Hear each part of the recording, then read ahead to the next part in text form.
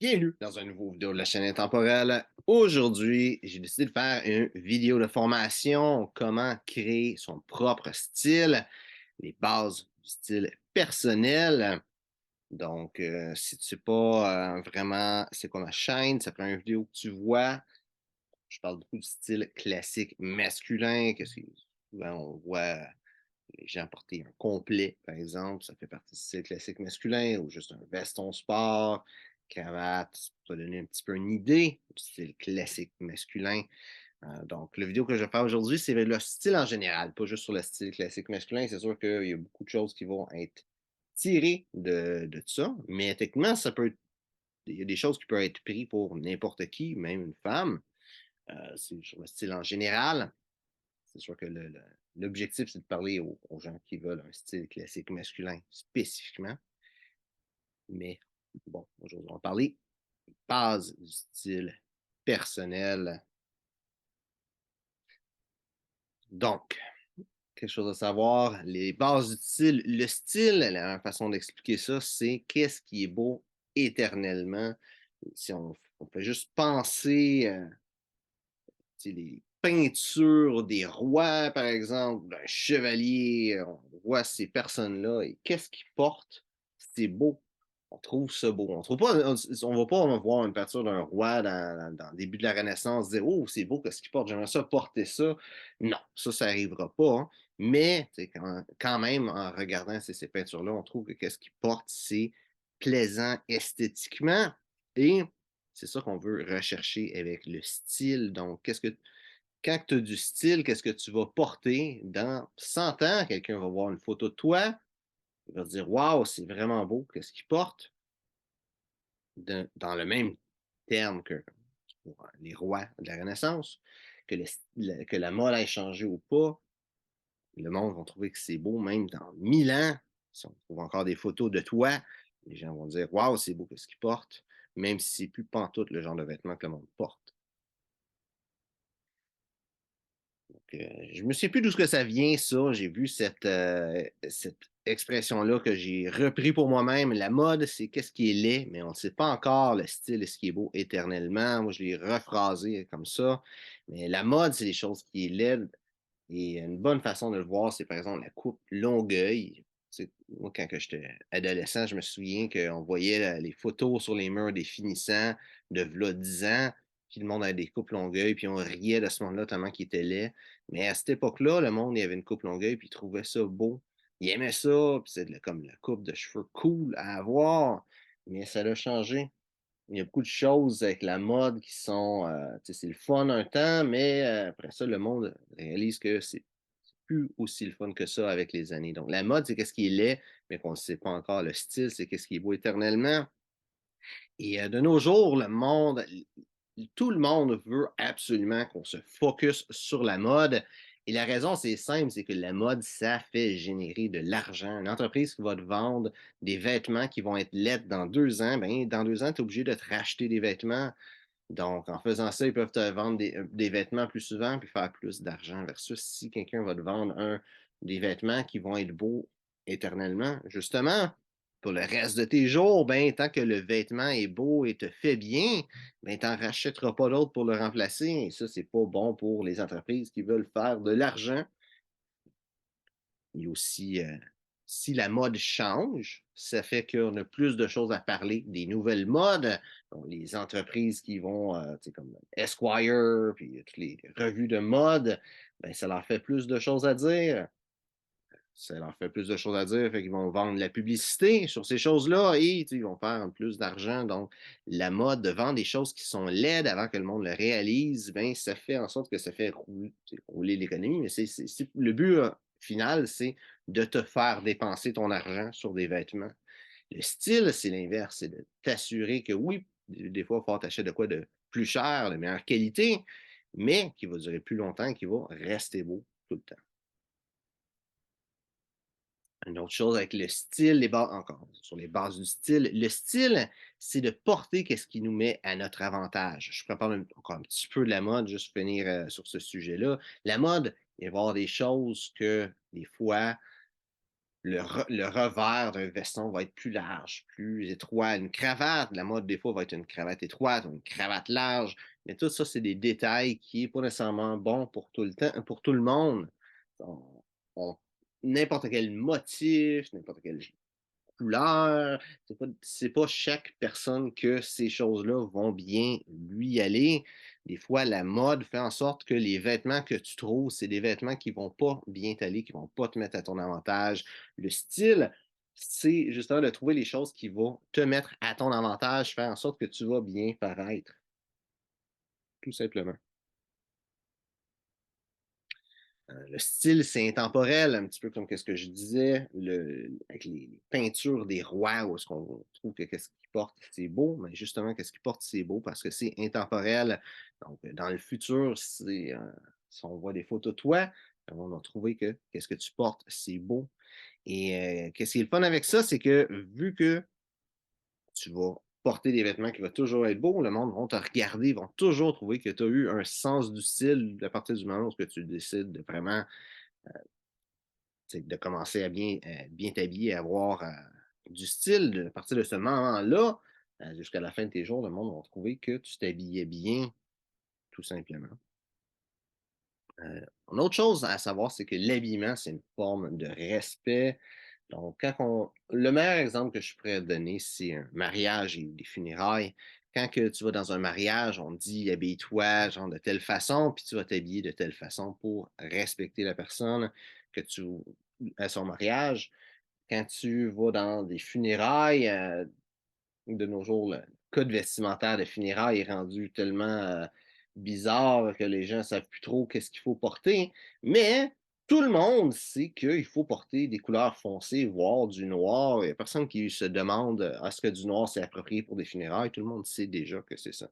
Et la raison d'être, mis à part la raison d'être à l'origine, là, mais la raison d'être que s'il faut porter du noir pour des funérailles, c'est avant quoi? C'est une forme de respect, tout simplement.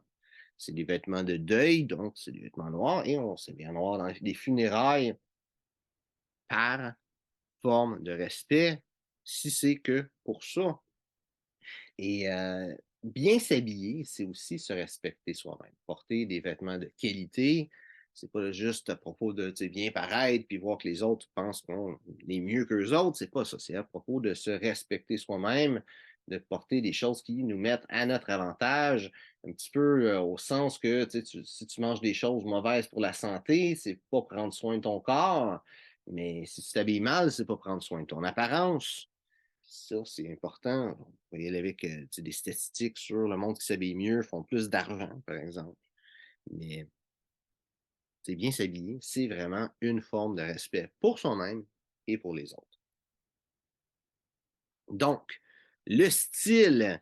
Comment avoir du style? Moi, j'ai mis ça avec deux règles. C'est sûr qu'après ça, trouver qu'est-ce que tu portes qui va être beau, qui va bien te faire, ça, il y a un art à ça. Mais il y a vraiment deux règles que si tu suis ces règles-là, tu vas déjà être vraiment beaucoup plus loin que la majorité des gens sur ton style. Donc, la première règle, c'est le contraste. Donc, chaque pièce que tu as, à moins que ce soit complet, que le veston et le pantalon est fait pour être portés ensemble, donc le même tissu, exactement le même tissu, même couleur, et tout ça, tu veux que les pièces que tu vas porter vont contraster. Le meilleur exemple opposé de ça, c'est le monde qui s'habille tout en noir. Mais tout s'habille en noir, tout va bien ensemble, mais il n'y a pas de contraste. Quelqu'un qui s'habille tout en noir, généralement, qu'est-ce qu'il montre? C'est son incapacité à agencer les vêtements. Donc, tout ce qu'il porte, c'est d'une même couleur. Donc, en faisant l'inverse, ça va montrer que tu as une certaine capacité à bien t'habiller. Et la deuxième règle, c'est l'harmonie. C'est que tout aille bien ensemble, que chaque pièce que tu aille bien avec les autres. Donc, le mieux tu réussis à accomplir ça, le mieux tu vas être habillé. Il y a différentes façons de faire ça, mais il faut comprendre que les vêtements, ils vont avoir certains niveaux de formalité, certaines saisonnalités. Tu sais, si tu as des pantalons en lin avec un veston en tweed ou une chemise en flanelle, ça va pas bien aller ensemble, même si les couleurs vont bien ensemble, parce que le matériel n'a pas rapport l'un avec l'autre. Donc, l'harmonie, c'est que tout est bien ensemble. Donc maintenant, c'est le temps de créer ton propre style et de trouver qu'est-ce qui est beau pour toi. Donc, le style, c'est pas à propos de qu'est-ce qui est beau tout court pour tout le monde. Le style, c'est à propos de qu'est-ce qui est beau pour toi, de te mettre toi en valeur, tout simplement. Donc, chaque personne va avoir des besoins différents. Ça, c'est la première chose à savoir que qu'est-ce que tu vas porter comme vêtement. Tu sais, ça va être différent d'une autre personne juste par l'emploi qu'il va avoir, par les activités en dehors de la job, qu'il va avoir quelqu'un qui va être un électricien et il ne va pas porter le même genre de vêtements que quelqu'un qui est un vendeur, par exemple. Puis même un vendeur, selon l'endroit qu'il va travailler, va avoir des vêtements différents à porter. Donc, chaque personne a un besoin différent. Donc, ça, c'est une chose à savoir. Sur ça, moi, je parle beaucoup du style classique masculin qui va vraiment être porté et mettre un homme à son avantage, mais porter une cravate si tu travailles dans une industrie comme journalier, ben c'est une idée complètement stupide parce que ta cravate peut se pogner dedans une machine puis te tuer. Fait que, oui, mettre une cravate, c'est le fun, mettre un veston, c'est le fun, mais tu sais, c'est littéralement, ça met ta vie en danger, mais c'est pas une bonne idée. Par contre, les principes vont être bons, peu importe les vêtements. Chaque personne a des goûts différents. Il y a des gens, justement, que des vestons, ils aiment vraiment, vraiment pas ça. Une cravate, ils aiment vraiment pas ça. Ils trouvent ça laid et c'est correct, pas de problème. Il y a certaines choses qu'une personne n'aime pas. Moi, par exemple, j'aime pas ça des jeans. Je porte pas de jeans, mais quelqu'un qui aime les jeans, qui tripe sur les jeans, c'est son matériel préféré, ben, il est capable d'avoir du style en portant des choses en jeans. Ça, c'est juste un exemple parmi tant d'autres, mais créer son propre style, c'est avec tes goûts aussi en considération. Chaque personne va avoir une apparence différente. Donc, si tu es quelqu'un de gros, quelqu'un de maigre, quelqu'un de grand, quelqu'un de petit, c'est important de t'habiller selon ta morphologie. Si tu veux, sur l'apparence, tu veux avoir, jouer sur la largeur et sur la hauteur, selon les dimensions que tu as aussi, ta couleur de peau va affecter quelle couleur va bien contraster avec ton visage. Quand tu ouvres avec le reste de ta peau, selon si tu supportes quelque chose avec des manches courtes, c'est une chose à considérer. Il y a beaucoup de monde qui disent que quand quelqu'un a les cheveux bruns, ben des vêtements bruns, ça leur va bien. Puis, le monde, là, il y a beaucoup de monde qui disent de trouver de quoi qui va avec la couleur des yeux, comme vêtements, que c'est toujours une bonne chose. Moi, je n'es pas obligé de te rendre à ce point-là, mais ça démontre bien juste ces petites expressions-là que tu as sûrement déjà entendues, que ton apparence est une chose très importante à considérer avec les vêtements que tu vas porter.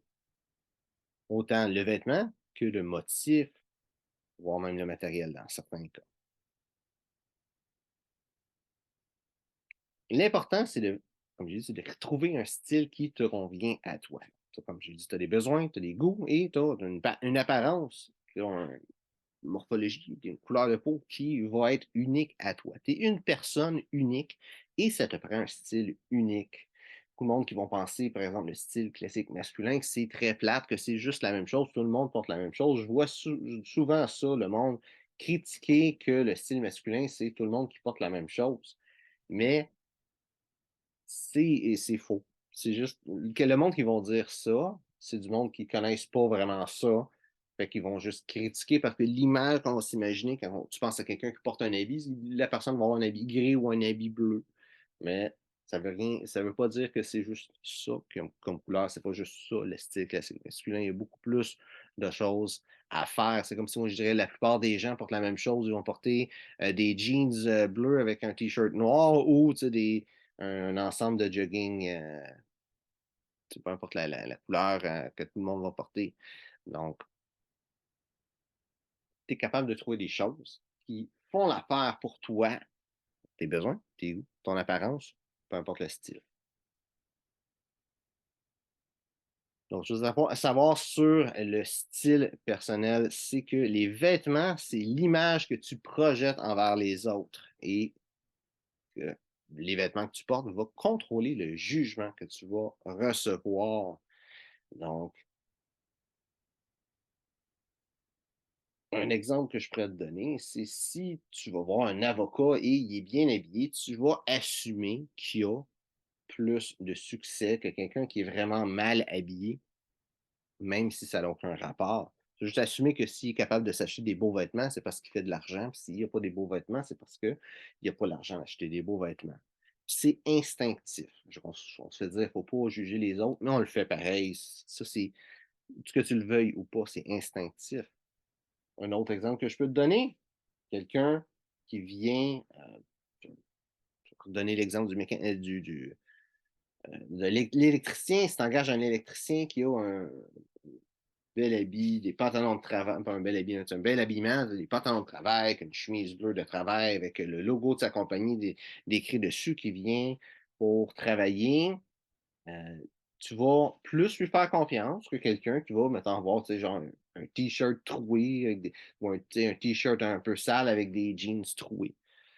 Euh, Juste par l'apparence, tu vas assumer que lui qui a un uniforme va être un meilleur travailleur dans son domaine que lui qui va pas bien être habillé.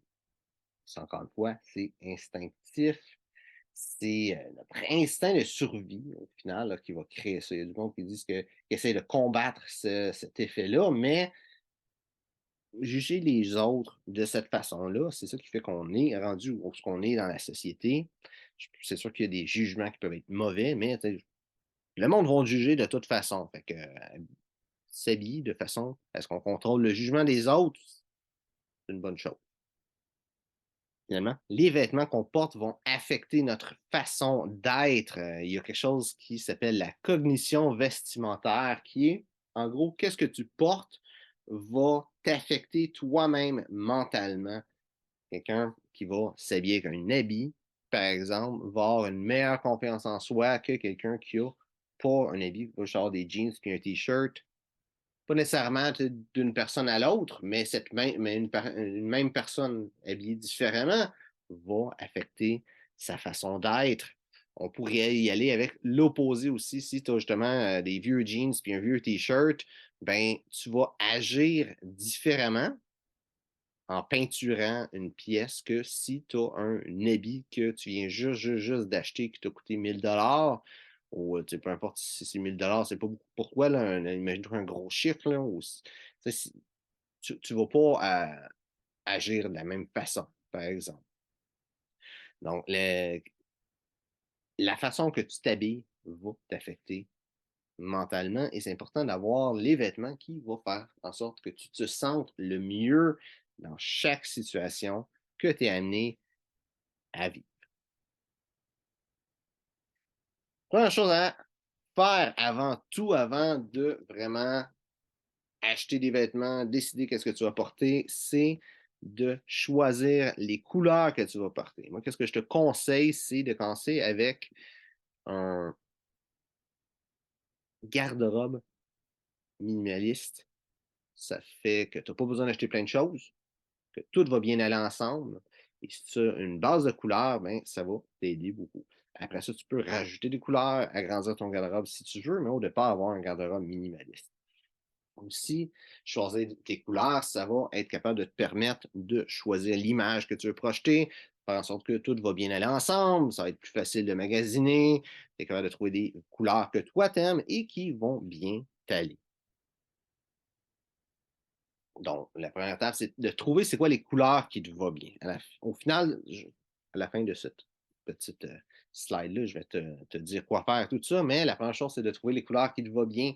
Tu as plusieurs façons de faire ça. Tu sais, comme je disais, là, les couleurs, la couleur de tes yeux, la couleur de tes cheveux, des choses comme ça. Voir tu sais, si tu as une peau plus pâle, les couleurs plus foncées vont aller mieux. Si tu as une peau plus foncée, les couleurs plus pâles vont aller mieux. Règle générale, hein. Aussi de regarder la teinte de ta peau. Si, pas la teinte, la couleur, mais vraiment Est-ce que tu as une peau froide ou une peau chaude, des couleurs froides, des couleurs chaudes qui vont le mieux t'aller? Je te conseille d'aller regarder une autre vidéo pour ça, pour vraiment comprendre toi, ta propre peau, chercher en ligne, faire tes propres recherches, savoir vraiment ta peau. Ouais, là, c'est pas avec une vidéo comme ça que il y a juste de l'écriture que je peux vraiment bien te montrer ça. Mais de trouver pour ta peau, pour ta couleur, pour la personne que tu es, quelle couleur qui te va bien. Puis ça, je peux te dire, tu sais probablement au moins une couleur qui te va bien parce qu'il y a sûrement quelqu'un dans ta vie, probablement dans ta jeunesse, peut-être même récemment, qui te dit: Ah, ça te va bien ça, ce vêtement-là, cette couleur-là, ça te va vraiment bien. Ou cette couleur-là, ça t'a toujours bien allé. Si quelqu'un te dit ça sur une couleur, ben, il y a des méchantes bonnes chances que cette couleur-là t'aille bien. Une autre chose avec les couleurs, il faut comprendre les couleurs de base et les couleurs d'accent. Donc, tu as des couleurs qui vont être plus calmes, moins punchées, puis tu as des couleurs qui, justement, elles, vont être plus punchées, des couleurs d'accent. Donc, les couleurs d'accent puis les couleurs de base peuvent varier une à l'autre. Par exemple, si tu as un habit gris, charcoal et une chemise blanche, le gris et le blanc va être des couleurs de base. Si tu as une cravate bleue, la cravate, ça va être ta couleur d'accent. Donc, le bleu va être une couleur d'accent. Si tu as un habit bleu marin avec une chemise bleu pâle, ben le bleu, c'est ta couleur de base. Puis tu vas avoir, mettons, une cravate Bourgogne. Gris, généralement, ça va toujours être une couleur de base. C'est rare que ce soit une couleur d'accent. Mais couleur cravate Bourgogne, le Bourgogne va être ta couleur d'accent. Généralement, les couleurs plus vives vont être des couleurs d'accent. C'est sûr, tu peux avoir un habit Bourgogne avec une chemise blanche et une cravate gris charcoal. Là, le gris va être ta couleur d'accent et le Bourgogne va être ta couleur de base. En règle générale, comprendre qu'il y a des couleurs de base et des couleurs d'accent. Les couleurs de base, c'est ce qui va faire la majorité de ton ensemble. Les couleurs d'accent, c'est ce qui va attirer le regard, qui va faire une petite touche de couleur, un petit pop de couleur, comme on dit des fois. Une autre chose à savoir, c'est comment les couleurs vont interagir avec les autres. Ça aussi, je t'invite à regarder carrément une vidéo sur les couleurs, qu'est-ce qui va bien ensemble. Mais généralement, tu sais, fais juste chercher roue de couleur ou color wheel sur Google. Ça va te montrer une belle image, un beau rond avec des pointes de tarte de différentes couleurs. Et ça va te montrer un petit peu les couleurs, par exemple, qui sont complémentaires et les couleurs adjacentes. Donc, les couleurs complémentaires, si on pense à vert et rouge, par exemple, jaune et mauve, bleu et orange, les couleurs complémentaires, ça va toujours être des belles couleurs portées ensemble et des couleurs qui vont être bonnes pour faire de l'accent. Donc, si tu as un habit bleu, une cravate orange, ça va faire un bel accent, ça va bien se marier ensemble. Tu as aussi les couleurs adjacentes à la couleur complémentaire qui va généralement faire quelque chose de beau. Par exemple, le bleu et le rouge, le bleu et le jaune, ça va être beau. Et les couleurs qui vont être des couleurs adjacentes à la couleur, généralement, ne va pas bien aller avec. Donc, le bleu et le mauve, le bleu et le vert, c'est des couleurs qui se marient moins bien ensemble.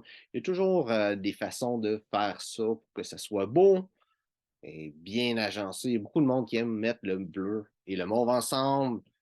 D'autres qui aiment bien mettre le vert et le bleu ensemble. Il y a toujours une façon de faire pour que les couleurs soient belles ensemble. Toute couleur va bien avec toute couleur, mais c'est important de savoir quelle couleur va bien ensemble de base facilement, lesquelles qui vont moins bien ensemble pour être capable de mieux créer les ensembles que tu vas porter.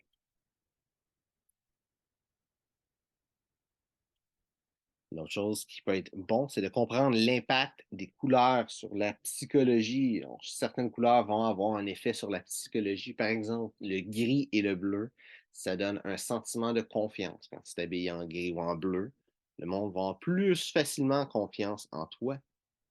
Si tu as couleurs comme le rouge, chose, le rose, ça va montrer que tu es quelqu'un avec plus d'entre-gens, qui va avoir plus de puissance, on peut dire ça comme ça. J'ai pas le bon terme qui me vient, là, mais tu vas avoir l'air quelqu'un de plus de puissance, tout simplement. Donc, ça peut être d'incorporer ces couleurs-là avec qu'est-ce que tu portes.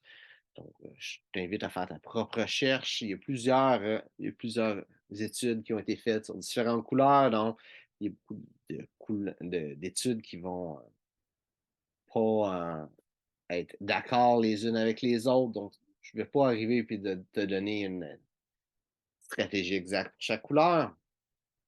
Mais je vais te laisser faire ta propre étude. Donc, regarder peut-être c'est quoi les, l'image que tu veux créer finalement, puis quelle couleur qui va le mieux s'adapter à ça. Sauf que aussi la couleur taille bien. C'est une couleur qui de base te va pas bien. C'est une bonne idée de juste pas l'incorporer.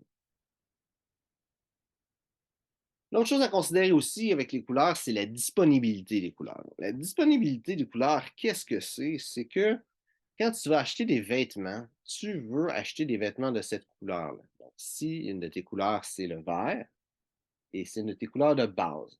Les couleurs de base, c'est les couleurs que tu vas acheter le plus de vêtements. Tu vas vouloir acheter des habits, des chemises, par exemple, des pantalons, dans ces couleurs-là. Donc, une couleur de base, si qu'est-ce que tu décides, c'est le vert. Le vert, là, au moment que je fais la vidéo, le vert, c'est une couleur qui est à la mode. Donc, il y a beaucoup de choses en vert. Par contre, là, 6 mois, c'était pas une couleur à la mode, puis il y avait pas mal rien en vert. Il faut comprendre que c'est une couleur qui va avoir des changements. Le bleu, le gris, c'est des couleurs qu'il va toujours avoir. Le blanc, c'est des couleurs qu'il va toujours avoir. Le beige, c'est des couleurs qu'il va toujours avoir. C'est pas ça des couleurs qu'il va tout le temps avoir. De quoi de ces couleurs-là? Donc, c'est à considérer que, spécialement les couleurs de base, les couleurs d'accent pour les accessoires, tout ça, c'est plus facile de trouver des choses. Les couleurs de base, c'est plus dur des fois de trouver des choses qui sont dans les couleurs de base. Si c'est des couleurs qui ne sont pas habituelles, fait, considère ça aussi. C'est pas nécessairement une chose qui devrait t'empêcher de choisir une couleur de base, mais c'est quand même de quoi considérer. Si tu veux que le mauve, c'est le meilleur exemple, le mauve soit une couleur de base, trouver des vêtements mauves, c'est extrêmement dur à part des chemises. Mais tu peux. C'est juste qu'il va falloir que tu cherches un peu plus, voire même que tu fasses faire des choses sur mesure. Donc, c'est pas une mauvaise chose nécessairement, mais c'est quand même de quoi à considérer. Ensuite, qu'est-ce que tu vas devoir faire avec toutes ces informations-là? Tu veux choisir 2 couleurs de base et une d'accent. Donc, tu veux que les couleurs, les 3 couleurs aillent bien ensemble. C'est super important. Et avec ça, avec les 2 couleurs de base et la couleur d'accent, tu vas vouloir acheter des vêtements de base, comme pantalon, habits, chemise, dans les couleurs de base et les couleurs d'accent, tu vas vouloir acheter des accessoires. C'est sûr, il n'y a rien qui t'empêche d'avoir quelque chose, mettons que la couleur d'accent que tu as choisi, c'est Bourgogne, mais tu peux, ou rouge, tu peux t'acheter des pantalons Bourgogne, par exemple, ou tu peux t'acheter des chemises roses. Il n'y a pas de problème avec ça. C'est juste que le gros de ce que tu veux acheter, c'est avec les couleurs de base et les couleurs d'accent. Donc, accent étant pour les accessoires et de base pour la majorité de tes vêtements. Les choses qui prennent beaucoup d'espace, on peut dire ça comme ça. Ensuite, qu'est-ce que tu vas devoir faire, c'est créer une stratégie stylistique. Donc, créer un garde-robe interchangeable. Tout doit bien aller avec tout. Ça, c'est vraiment important quand tu commences. Au coup que tu as fini ton garde-robe de base, tu veux que tu peux acheter des choses qui vont pas nécessairement bien avec tout, mais au début, tu veux que tout aille bien avec tout parce que quand tu commences ta démarche pour avoir un style différent, tu n'as pas beaucoup de vêtements, à moins que tu aies la chance de pouvoir t'acheter un paquet de vêtements d'un coup. Mais généralement, tu n'as pas beaucoup de vêtements et tu veux que tout aille bien avec tout pour que ce soit plus facile de pouvoir porter tes vêtements. Chose que tu veux faire aussi, c'est considérer 5 ensembles, donc des choses tu veux que tout aille bien avec tout, mais tu veux être capable de créer 5 ensemble. La raison de ça, c'est qu'avec ton 5 ensemble, tu veux pouvoir être capable de porter des choses différentes. Donc, si qu'est-ce que tu as, ça ne te permet pas de créer 5 ensembles différents, ben, tu vas arriver au fil d'une semaine porter 2 fois la même chose. Il y a du monde qui vont avoir un habit, ils ne vont pas tout le temps porter cet habit-là au travail, puis ça se voit qu'ils ont juste un habit. Versus si tu as plusieurs ensembles, tu sais, tu vas avoir l'air de toujours porter quelque chose de différent. Donc, 5 ensembles pour 5 jours de la semaine.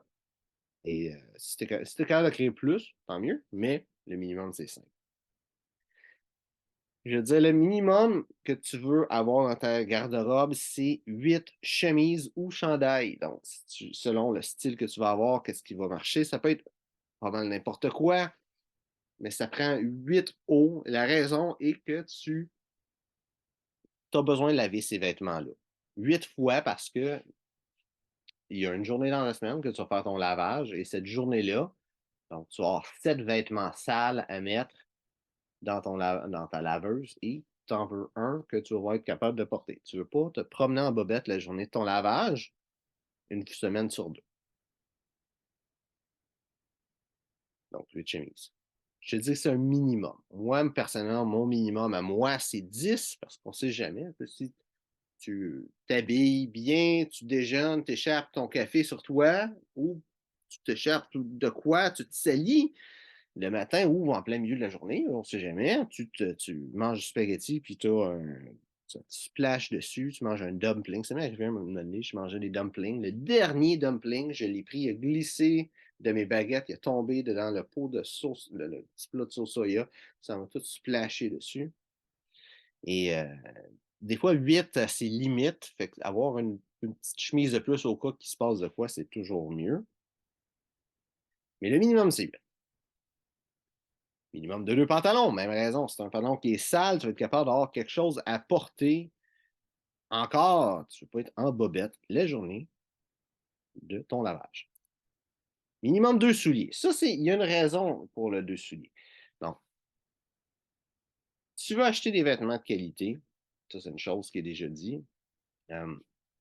Et le plus tu portes des vêtements, le plus il va s'user. Mais il y a aussi un temps où ce que ton vêtement a comme besoin de comme, respirer un peu, si on veut. Donc, si tu portes 2 souliers, tu peux faire un switch de souliers, changer de souliers à chaque jour et faire en sorte que tes souliers vont s'user plus lentement. Déjà du fait que tu vas les porter comme moins de fois dans l'année et aussi du fait que tu vas leur laisser un petit peu le temps entre les ports. Donc, ça va faire en sorte que tes souliers vont durer plus longtemps. Si tu n'as pas l'argent d'acheter 2 souliers, paires de souliers tout de suite, tu peux attendre. Le deuxième soulier, ça peut être dans la chose que tu achètes, mais 2 paires de souliers, c'est important. Une autre chose avec 2 paires de souliers, s'il se passe de quoi avec un de tes souliers, il y a un petit scratch dessus, ils sont pas beaux, tu as besoin de quelque chose de beau, de propre, mais tu peux, à la place d'être obligé de cirer tes souliers, si tu n'as pas le temps, tu peux mettre une autre paire de souliers puis les cirer au soir. Minimum une veste. Donc, une veste, c'est ce que je veux dire. Le monde appelle ça des fois des vestons. En réalité, un veston, c'est la veste qui va avec un habit. Donc, pourquoi est-ce que je dis veste? C'est que c'est pas obligé d'être un veston sport. C'est pas obligé d'être un blazer. Ça pourrait être un cardigan, par exemple. Ça pourrait être un veston, quelque chose de plus décontracté. Ça va vraiment être selon ton style, mais tu veux avoir un petit quelque chose que tu peux mettre pour élever ton style, créer un effet d'avoir plusieurs couches de vêtements, une par-dessus l'autre, créer un petit peu le V qu'un veston va faire, par exemple pour vraiment rehausser ton look. Ça va être selon ton style, mais ça, c'est un minimum. D'avoir une petite chose à mettre par-dessus ta chemise. Et minimum un complet. Donc, un complet, moi, si tu es juste pour en avoir un, je te conseille un anthracite gris charcoal, 2 pièces, tout simplement. De quoi de vraiment simple, c'est un complet qui va être bon dans n'importe quelle situation. C'est sûr qu'il faut considérer aussi les couleurs de ton garde-robe. Donc, si le gris ne fait pas avec, peut-être pas gris. Une autre couleur qui est une bonne couleur, c'est bleu marin. Si tu couleur, une de tes couleurs, ce serait vert, ça peut être un vert forêt, c'est un petit peu plus dur à trouver. C'est pas tant important, mais d'avoir un habit foncé que n'importe quand que tu as besoin de porter un habit, que ça marche, tu as une entrevue, si tu as des funérailles à quelque part, si tu as un mariage, c'est toujours bon d'avoir un habit. Et si tu prends le temps de magasiner un habit et que tu as l'habit parfait pour ton style, quand tu as besoin de porter un habit, tu as cet habit-là. Si tu n'as pas d'habit, tu es obligé de magasiner pour un habit. Magasiner pour un habit, ça te prend. Faudrait que tu te prennes au moins un mois et demi d'avance pour avoir de quoi de parfait pour toi avant l'événement que tu as besoin. Si c'est de quoi que tu as vraiment à la dernière minute, tu n'as pas le temps de magasiner pour un habit, qu'est-ce qu'il va falloir que tu fasses? C'est que tu trouves, selon le délai que tu as, la chose qui va faire le plus la job sans vraiment faire la job, puis il faut que tu payes le prix qu'il y a à payer. Si tu prends le temps de magasiner avant d'avoir besoin d'un habit, tu peux trouver quelque chose qui a un bon prix, un bon deal, qui va être parfait pour toi, qui va te faire super bien. Sinon, ben, tu pognes ce qui reste et tu ne veux pas avoir un habit qui ne te fait pas bien, que tu payes plus cher qu'un habit qui te fait bien, que tu vas payer moins cher. Donc, spécialement pour les vêtements à porter, on va parler des souliers et des ceintures. Le premier pas vers le style, oui, la joke était voulue. Donc, qu'est-ce que tu veux? Là, je veux dire, surtout les vêtements, les choses à savoir, c'est pas vraiment pour choisir le premier là, ou les deux premières paires, mais chaque soulier aura sa bonne occasion. Beaucoup de monde dire que des souliers athlétiques, ça se porte avec un habit. Non, tu peux pas porter de souliers athlétiques avec un habit. Ça montre juste que tu sais pas comment porter un habit. Ça montre juste que tu n'as pas de style. Donc, qu'est-ce que tu veux faire? C'est d'avoir le bon soulier pour le bon événement. Si tu veux t'habiller tout le temps avec des habits, mais achète des souliers Richelieu, par exemple. Tu peux acheter des loafers si tu n'aimes pas les souliers Richelieu. Tu peux acheter quelque chose qui va bien avec un habit, mais pas des souliers athlétiques. À l'opposé, si tu veux un style beaucoup plus décontracté, tu peux acheter des souliers qui sont beaucoup plus décontractés. Si après ça, tu as différents événements de différents niveaux de formalité, ben ça te prend les bons souliers pour les bonnes occasions. Une autre règle importante, les cuirs doivent aller ensemble. C'est pour ça que j'ai mis souliers et ceinture dans une même catégorie. C'est que si tu as des souliers bruns, tu veux avoir une ceinture brune avec. Tu veux aussi techniquement que le bracelet de ta montre, si ta montre est en cuir, euh, que ce soit de la même couleur, le bracelet de montre brun. Là, je vais parler des montres un petit peu plus loin, mais d'avoir un bracelet de montre en métal va compenser, si tu veux pas avoir plein de montres. Ça peut être une belle façon de faire. Mais les cuirs doivent aller ensemble. Tu n'es pas obligé que ce soit exactement le même cuir. Le noir, ça va toujours être noir puis noir. Le brun, le soulier puis la ceinture, c'est quand même assez loin un de l'autre. Fait que c'est pas exactement la même teinte.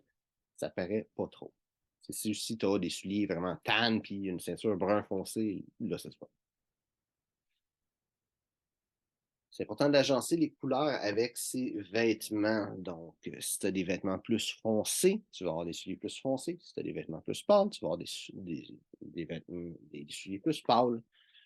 Tu veux pas que le monde regarde tes souliers, tu veux que le monde te regarde ton visage. Le monde ne parle pas à tes souliers. Tu ne présentes pas tes souliers au monde. C'est pas tes souliers qui doivent avoir du style, c'est toi qui dois avoir du style. C'est toi qui se présente au monde. C'est à toi que les gens vont parler. Donc, il y a plusieurs types de souliers. Comme j'ai dit, les souliers athlétiques. Qu'est-ce qu'ils appellent les sneakers aussi? Tu peux avoir des loafers, ou des mocassins. Euh, je t'invite à regarder les différents types de souliers. Si tu portes un habit, il y a beaucoup de monde qui vont mettre des souliers qui appellent des blotchers, des derby. Euh, Ça commence à être très décontracté pour un habit. Le mieux, c'est d'avoir vraiment euh, des souliers Richelieu. Vous allez regarder avec un laçage fermé. J'ai déjà fait une vidéo sur le sujet, fait que tu peux aller regarder les différents types de souliers. C'est important de comprendre les bons souliers. Comme je dis, le bon soulier pour la bonne occasion, mais c'est important de savoir les différents types de souliers pour bien agencer avec le reste de tes vêtements. Donc, ça va prendre des souliers de base. Tu as certains souliers que tu vas avoir de besoin. Donc, il faut que tu regardes c'est quoi les souliers que tu as de besoin. J'ai dit, tu as 2 souliers. Trouver c'est quoi ces 2 souliers-là qui vont bien aller avec ce que tu portes. Et un coup que tu as déterminé ça, tu vas être capable de faire la sélection puis acheter ces souliers-là. Autre chose importante, c'est que tu veux des souliers de qualité. Si tu as des souliers de mauvaise qualité, ben, ces souliers-là ne vont pas durer longtemps. Tu vas avoir besoin d'en acheter d'autres. Les souliers déjà de mauvaise qualité vont être laids. Si tu as des souliers de haute qualité, c'est des souliers que tu vas pouvoir réparer, qui vont rester beaux durant des années, toujours bons. Et au final, ça va coûter moins cher. Aussi, les souliers de mauvaise qualité, le plus tu vas les porter, le moins confortable ils vont être. Les souliers de bonne qualité, le plus tu vas les porter, le plus confortable ils vont être. Et quand tu achètes un soulier de qualité, c'est important de l'entretenir, de l'amener au cordonnier s'il y a quelque chose de trop usé, la semelle, par exemple. C'est bon c'est un soulier en cuir, il faut le cirer, un soulier en suède, il faut le brosser. Apprends à entretenir tes souliers, c'est important. Ça va faire en sorte qu'ils vont durer plus longtemps. Et si tu achètes un soulier en cuir avec un cousu Goodyear, c'est un soulier qui devrait te durer pour le reste de tes jours, peu importe l'âge que tu as, mis à part si ton pied grandit et que tu es un enfant. Là. Mais si tu es adulte et tu es rendu à un temps où ce que ton corps ne change plus, c'est des souliers qui devraient durer toute ta vie. Donc, les bas sont souvent, ou les chaussettes sont souvent négligées, le petit négligé du style. Mais c'est quelque chose de très important à avoir au moins une idée des bases sur les bas. Donc, le bon bas pour la bonne occasion, là, c'est pas comme les souliers qui ont un paquet de types de souliers. Les bas, il y a surtout des bas athlétiques, des bas plus formels ou des bas habillés, en fait. Et tu as des bas de fantaisie avec des petits motifs, des fois des petits dessins, et puis tout ça. Euh, Si tu veux ce genre de bas-là avec des motifs, il n'y a pas de problème. C'est sûr, si tu t'en vas dans les funérailles, c'est peut-être pas une bonne idée. Surtout si la personne est morte, genre un accident d'auto avec tu sais, il a bu ou il s'est fait frapper par quelqu'un qui a bu, c'est d'avoir des petits bas avec des petites coupes de cognac dessus, des petits verres de vin. Tu sais, c'est beau comme bas, là, mais c'est comme, c'est pas approprié. Puis, fait que ça te prend quand même des bas formels. Mais tu peux tout en avoir des bas spéciaux. Mais le bon bas pour la bonne occasion. Aussi, si tu as des bas noirs, puis tu as des souliers noirs, ça c'est le fun, mais si c'est des bas athlétiques avec des souliers habillés, ça marche pas. Il faut que ce soit des bas propres, c'est de s'habiller. C'est des bas habillés si tu veux être habillé chic, des bas décontractés si tu veux être habillé plus décontracté, tout simplement. C'est important, le matériel que tu vas avoir. Le polyester, ça ne respire pas. Le coton, ça va bien respirer. Ça va être bon spécialement pour l'été. La laine, ça va être un bon matériel pour l'été. Tu sais, ça va isoler, empêcher le chaud de se rendre à ton pied. C'est un matériel qui va être très confortable. L'hiver, ça va te garder au chaud. Donc, c'est important d'avoir le bon matériel pour tes bas. La règle de base du bas, c'est qu'il faut l'agencer avec ton pantalon. Donc, si tu as des bas qui marchent avec tes pantalons, tu as, les bons bas. Il y a une règle alternative, c'est de l'agencer avec le soulier. Si tu as des bas bruns, tu peux le porter avec des souliers bruns. Des bas noirs avec des souliers noirs. Tu as des bas bleus avec des souliers bleus. C'est un peu plus rare comme couleur. Mais quand ton bas match avec le soulier, ça aussi, ça fait en sorte qu'on ne remarque pas le bas. Et la vraie règle, c'est de l'agencer avec ce que tu portes. Donc, si tu as une cravate Bourgogne, tu peux porter des bas Bourgogne. Ou peu importe le reste des vêtements, si ça marche avec l'ensemble, si, ton bas marche à quelque part, les couleurs se retrouvent ailleurs dans ton ensemble, c'est juste ça que tu as besoin. Comme j'ai parlé des bas spéciaux, si tu vas avoir des bas de Noël à Noël, tu sais, c'est parfait, là, ça va, encore une fois, avec le bon bas pour les bonnes occasions. Si tu as des bas qui vont flasher, il y a toujours cette règle-là. Il faut que ça marche bien avec le reste de qu'est-ce que tu portes, tout simplement. Les sous-vêtements, donc invisibles, mais tout aussi importants. Donc, les bobettes, qu'est-ce que je veux dire avec ça? Oui. Il faut choisir les bons sous-vêtements. tu vas mettre les deux en même temps, t-shirt, camisole, les sous-vêtements. Tu veux quelque chose qui est bon, qui est confortable, qui respire. Coton, viscose, c'est pas mal les deux matériaux les meilleurs. Polyester, c'est pas mal le pire. À partir de maintenant, je pense que je vais souvent parler du polyester. Même chose. T-shirt, camisole, si tu veux quelque chose en dessous de ta chemise qui va garder ta sueur. L'hiver, spécialement, ça peut être le fun parce que ça te rajoute une petite couche de plus en dessous de tes vêtements. C'est pas nécessaire. Euh, les sous-vêtements, c'est le confort. Vraiment, au final, autant le haut que le bas, c'est ton confort. C'est toi qui décides de ce que tu portes. Ça se voit pas de toute façon. Le seul temps que ça va se voir, c'est si tu as des pantalons blancs ou si tu as une chemise blanche. Dans ce cas-là, tu veux pas quelque chose qui va détonner, qui va se voir. Donc, combinaison, c'est quelque chose, ce qu'on appelle des combines, les choses qui vont être plus chaudes, qui vont être des pantalons longs à mettre en dessous, quelque chose de plus long à mettre au-dessus. C'est pas quelque chose que je veux nécessairement recommander. Je vais en parler parce que ça fait partie du style. C'est quelqu'un qui va travailler dans le bois, ou qui va travailler comme dehors l'hiver. C'est quelque chose à considérer, d'avoir de quoi. C'est sûr que là, le style va. Ça fait plus partie du style, mais j'en parle juste parce que c'est quand même de quoi à considérer. Si tu veux bien t'habiller, tu peux avoir de quoi de en dessous qui te rajoute de la chaleur, par exemple. Les matériaux, c'est important. Le coton, c'est un bon matériel. Polyester, ça va te garder au chaud. Pour des combinaisons de quoi en laine, ça peut être bon. Même si c'est quand même assez rare. Le coton viscose, ça va être les deux meilleures affaires parce que ça va respirer. Tu veux quelque chose qui respire. Tu veux pas quelque chose que tu vas suer dedans puis tu vas peut-être mouiller. Ça va pas être le fun. Le polyester, c'est un bon exemple de quelque chose que tu vas suer dedans et ça va tout être mouillé. Les couleurs, tu vas avec les couleurs que tu veux, les couleurs que tu aimes. Les seules choses que je pourrais te dire, c'est si tu es pour porter quelque chose de blanc par-dessus, tu ne veux pas que ça se voit, donc tu vas avoir une couleur qui va être, qui ne se verra pas, qui va se fondre avec ta peau. Peut-être quelque chose de beige, quelque chose de gris, ou si tu as une peau plus foncée, quelque chose de brun, quelque chose de gris foncé. Donc, les pantalons maintenant. Les pantalons, il faut savoir, il y a une règle avec les pantalons, c'est que les pantalons doivent être plus pâles que les souliers et que le veston. Donc, celui devrait être un petit peu plus foncé que tes pantalons.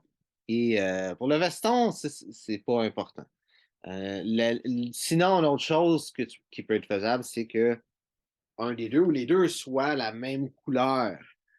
Par exemple, un habit, le veston et le pantalon ont la même couleur.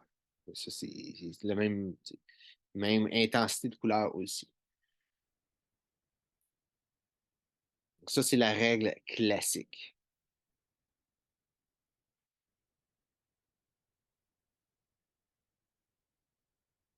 Les jeans, c'est j'ai beaucoup de monde qui vont détester les jeans, beaucoup de monde qui vont aimer les jeans. Les jeans, c'est un bon pantalon, c'est décontracté. Il faut savoir que c'est décontracté. Beaucoup de monde qui s'imagine que c'est plus élégant, plus chic que ce l'est. Non, c'est un pantalon décontracté, voire utilitaire, pantalon de travail. C'est moins chic que des chinos. Des chinos, c'est déjà décontracté.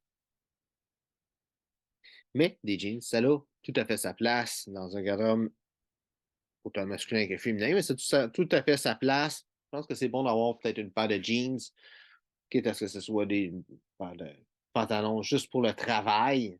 Si tu as besoin de faire de quoi, alors des pantalons, que ça ne te dérange pas trop qu'il y ait la vie dure, les jeans, ça fait une bonne job pour ça.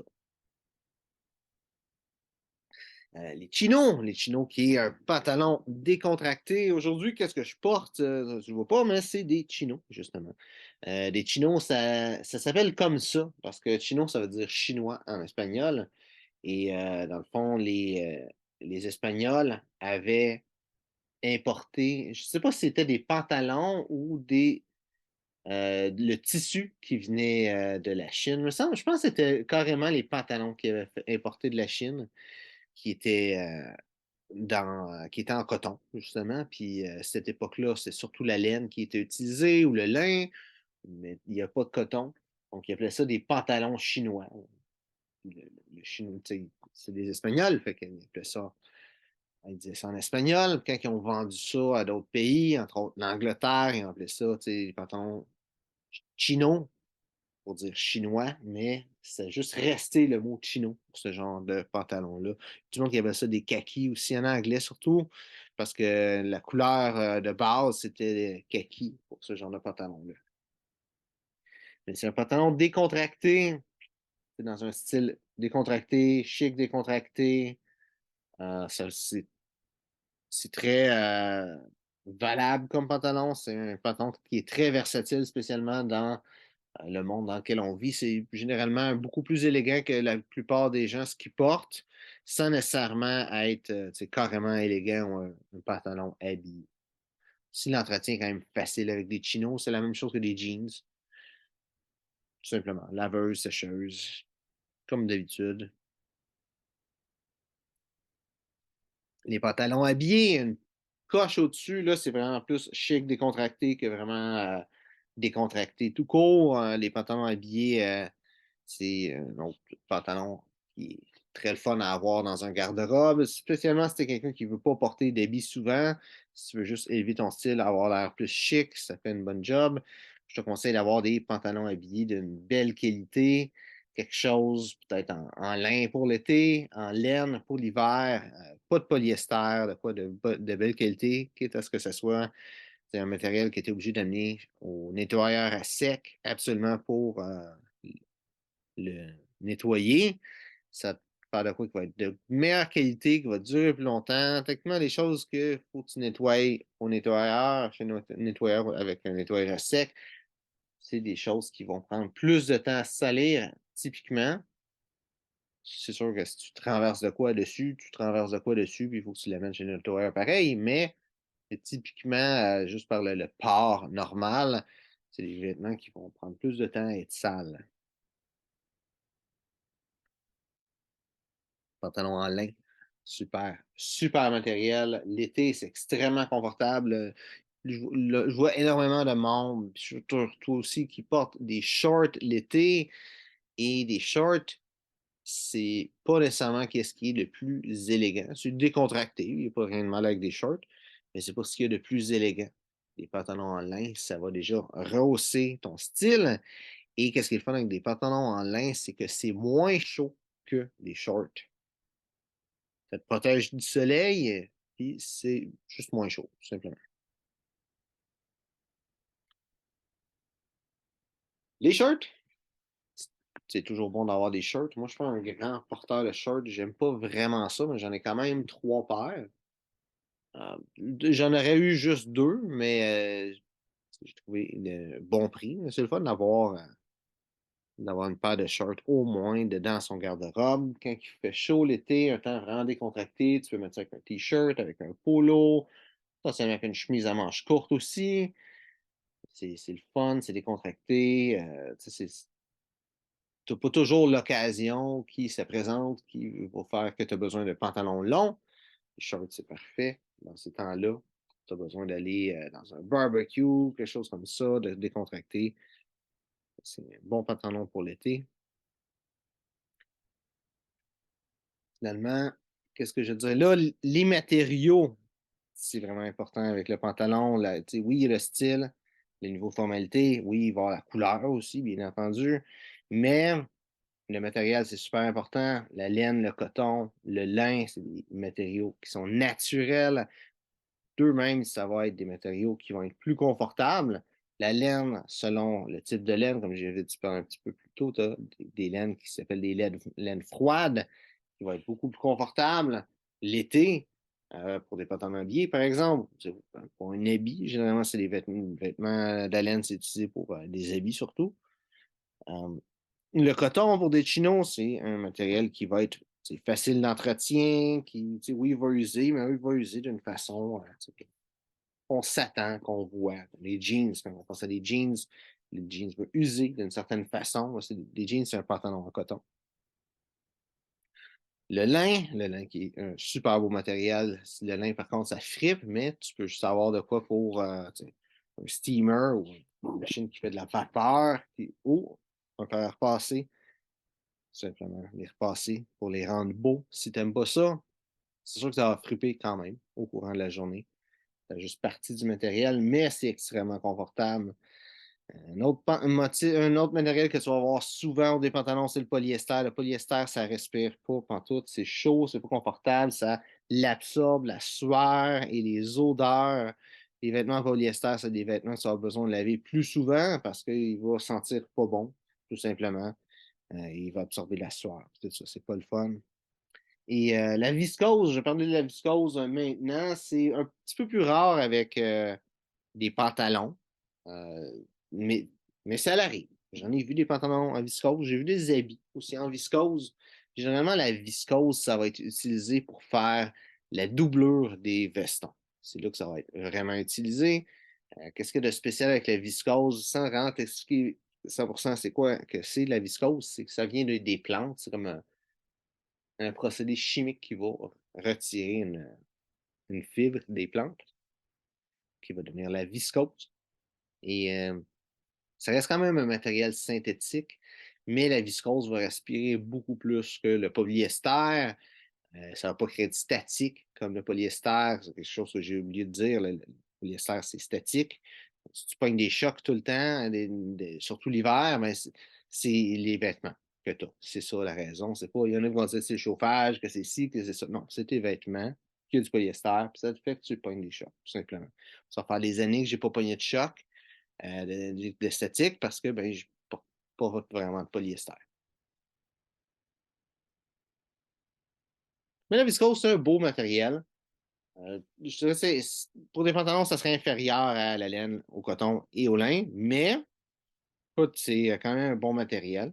Euh, c'est un petit peu plus fragile que ces autres matériels-là naturels, mais ça peut faire un bon travail. Pareil, je n'ai pas parlé d'élastane là-dedans, mais l'élastane aussi, c'est souvent ajouté, le fameux spandex.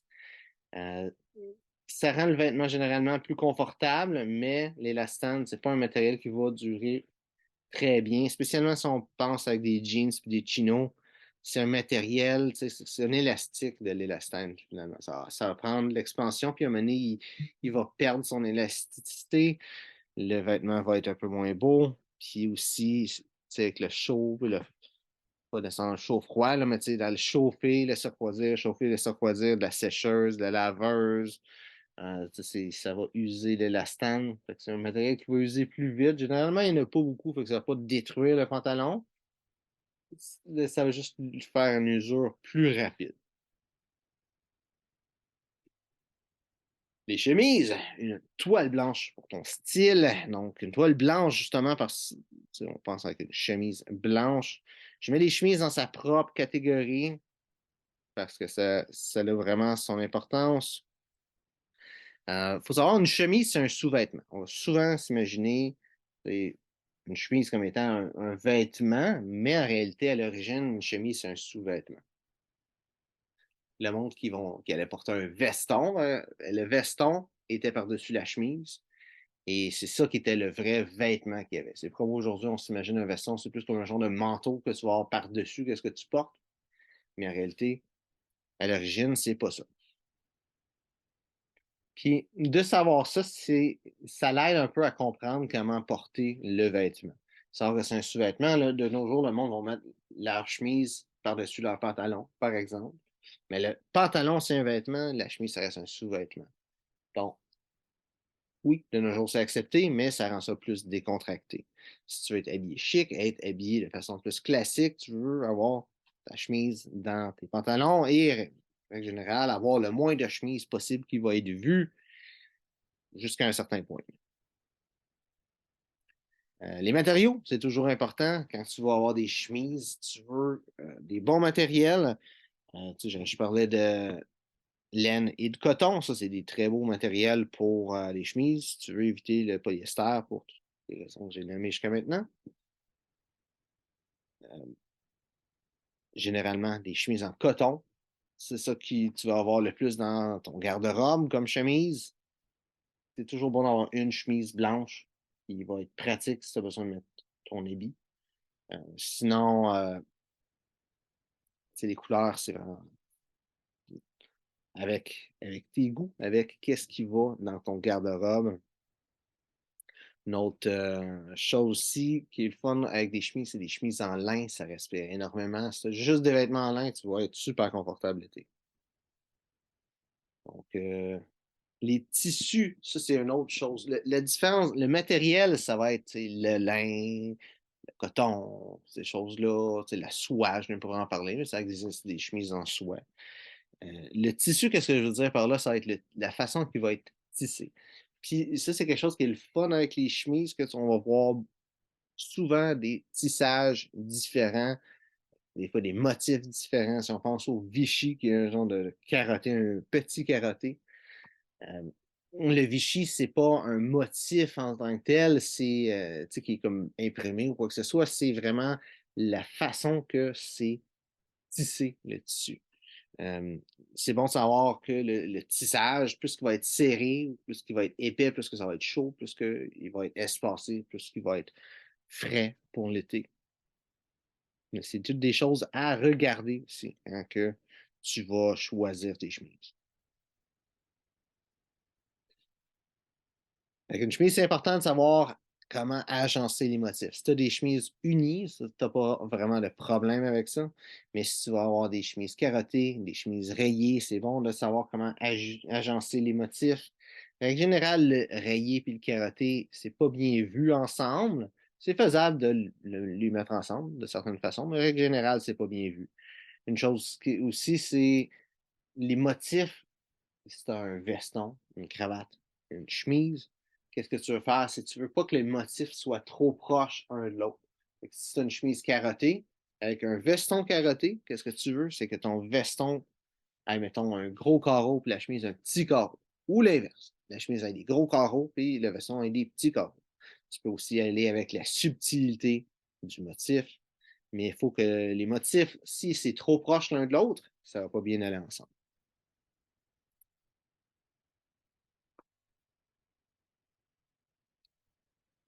Classiquement, dedans, un garde-robe masculin. Les chemises que tu vas vouloir avoir, ça va être des chemises pâles, chemise blanche, chemise bleu pâle, par exemple. Ça, c'est les deux grands classiques, mais aussi toutes les autres couleurs pastel, c'est des belles couleurs à avoir. Avec une chemise pâle, ça va être facile d'agencer n'importe quel vêtement que tu as. Si tu restes dans les couleurs qui marchent ensemble, tout ce que tu vas avoir, tu vas être capable facilement de créer du contraste avec ça. C'est n'importe quel habit que tu vas porter va être généralement plus foncé que ta chemise. Même chose avec les pantalons. Si tu as des pantalons, il va généralement avoir un meilleur contraste parce que le pantalon va avoir généralement une couleur moyenne. Il ne va pas être nécessairement foncé, il ne va pas nécessairement être pâle.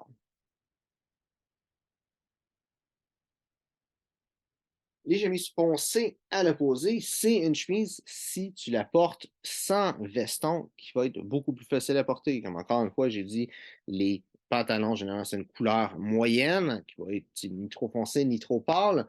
Une chemise foncée, ça va faire un beau contraste avec ça. Avec le veston ou avec un habit, un peu moins. Généralement, ça va des habits foncés. Les chemises foncées, c'est aussi bon l'été. Ça va donner un look beaucoup plus moderne, par contre, mais avec un habit pâle ou avec une paire de pantalon qui va être plus pâle, ça va faire un beau contraste. Puis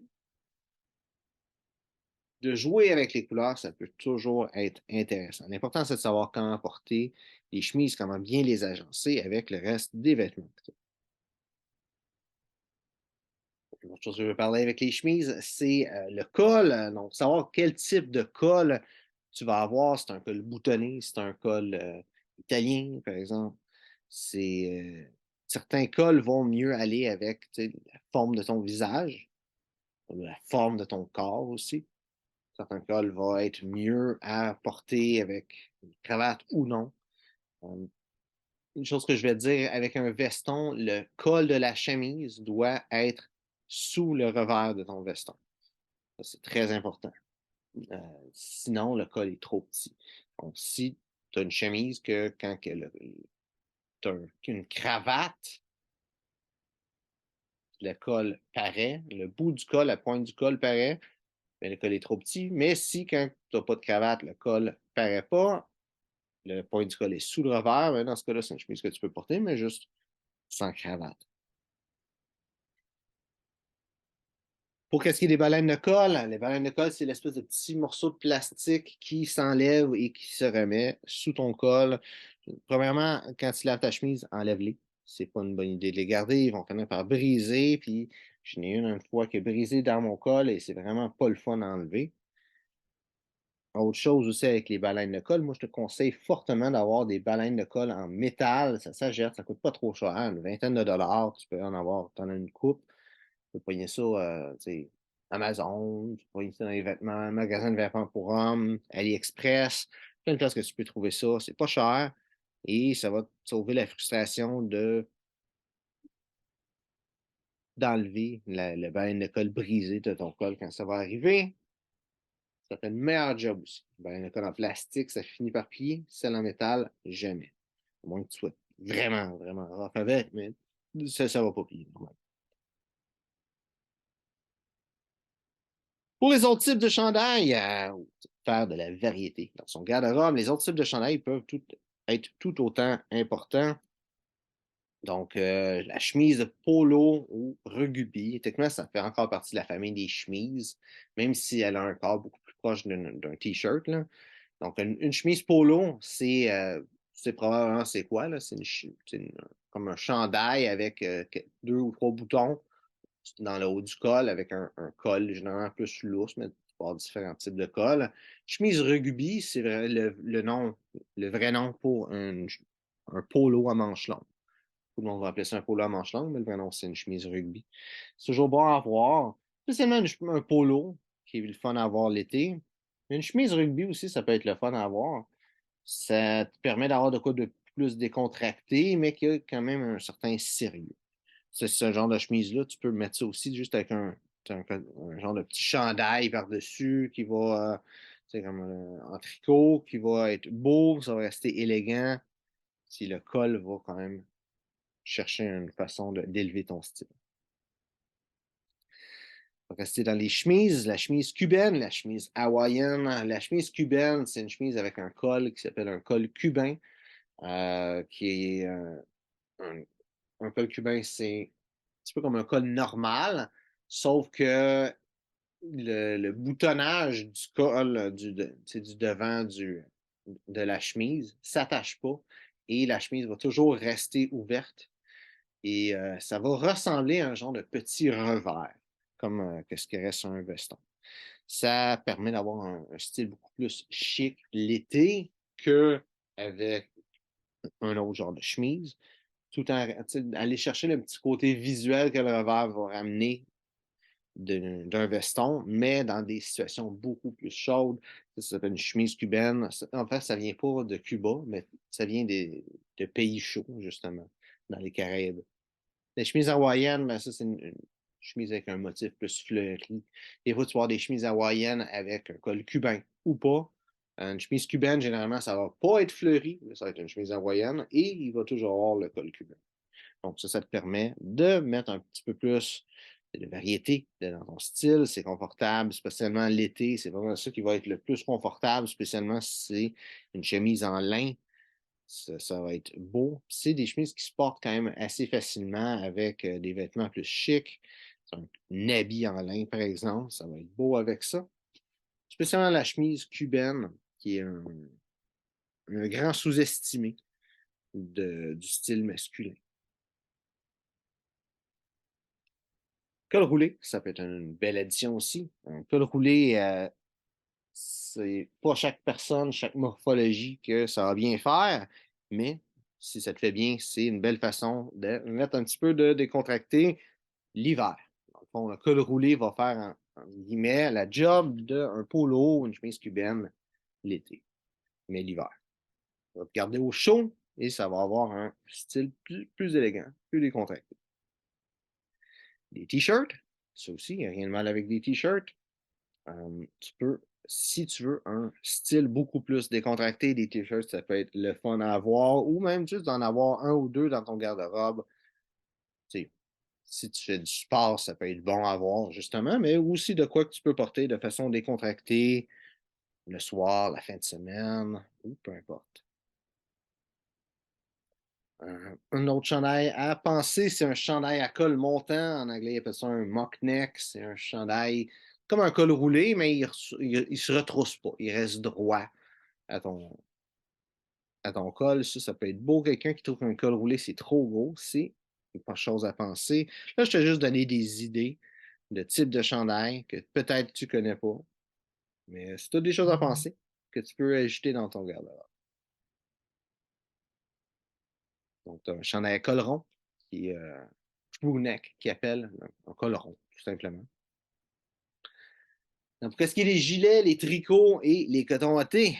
Donc, se garder au chaud avec style. Donc, les gilets. Premièrement, c'est quoi un gilet?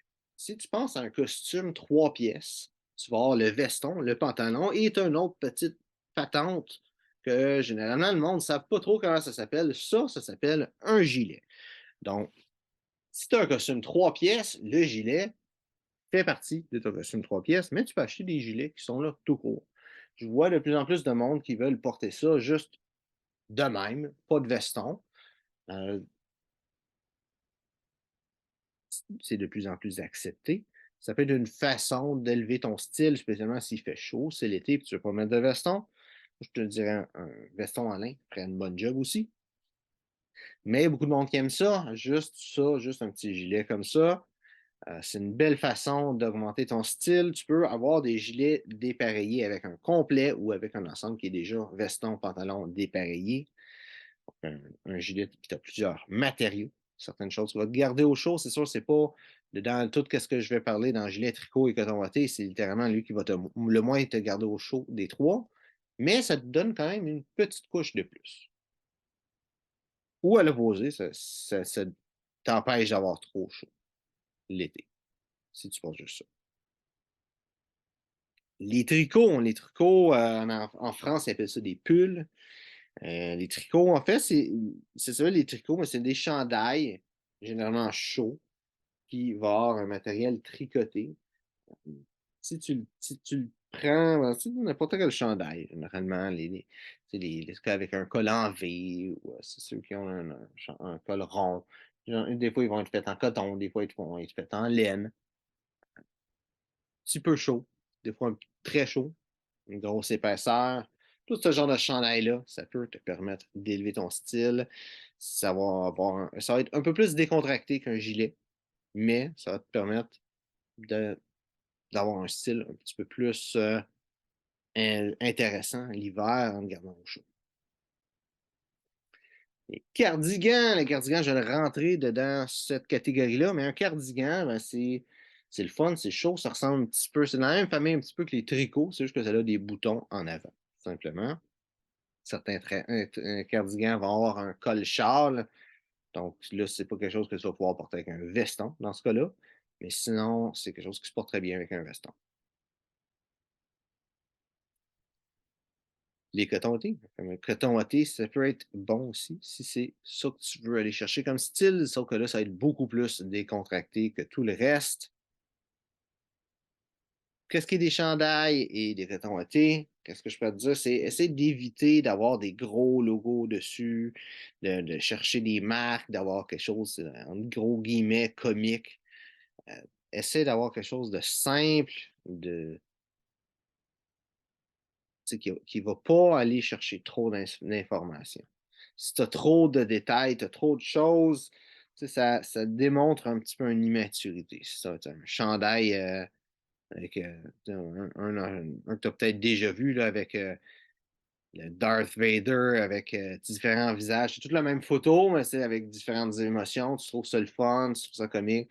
Mais ça montre pas que oui, tu aimes Star Wars, ça montre aussi que tu n'es pas nécessairement mature. C'est sûr, si tu es dans la début vingtaine, il n'y a pas de problème avec ça, mais si tu es dans trentaine, quarantaine, là, c'est pas nécessairement l'image que tu veux projeter. C'est ça, ça revient avec la même question que je disais au début.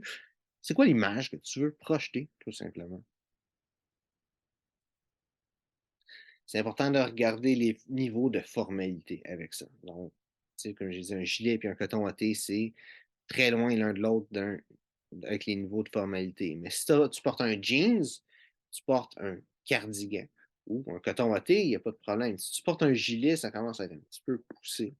Ça commence à être loin l'un de l'autre d'un niveau de formalité. Mais un gilet peut rester décontracté. Ça dépend de quel gilet que tu prends. Si tu prends un gilet qui vient avec un habit noir, ça ne marchera pas, mais un gilet en tweed, il n'y aura pas de problème.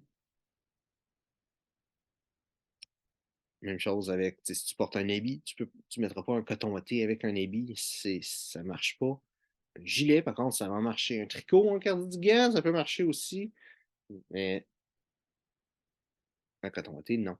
Donc, c'est important de garder en tête les niveaux de formalité de tes vêtements.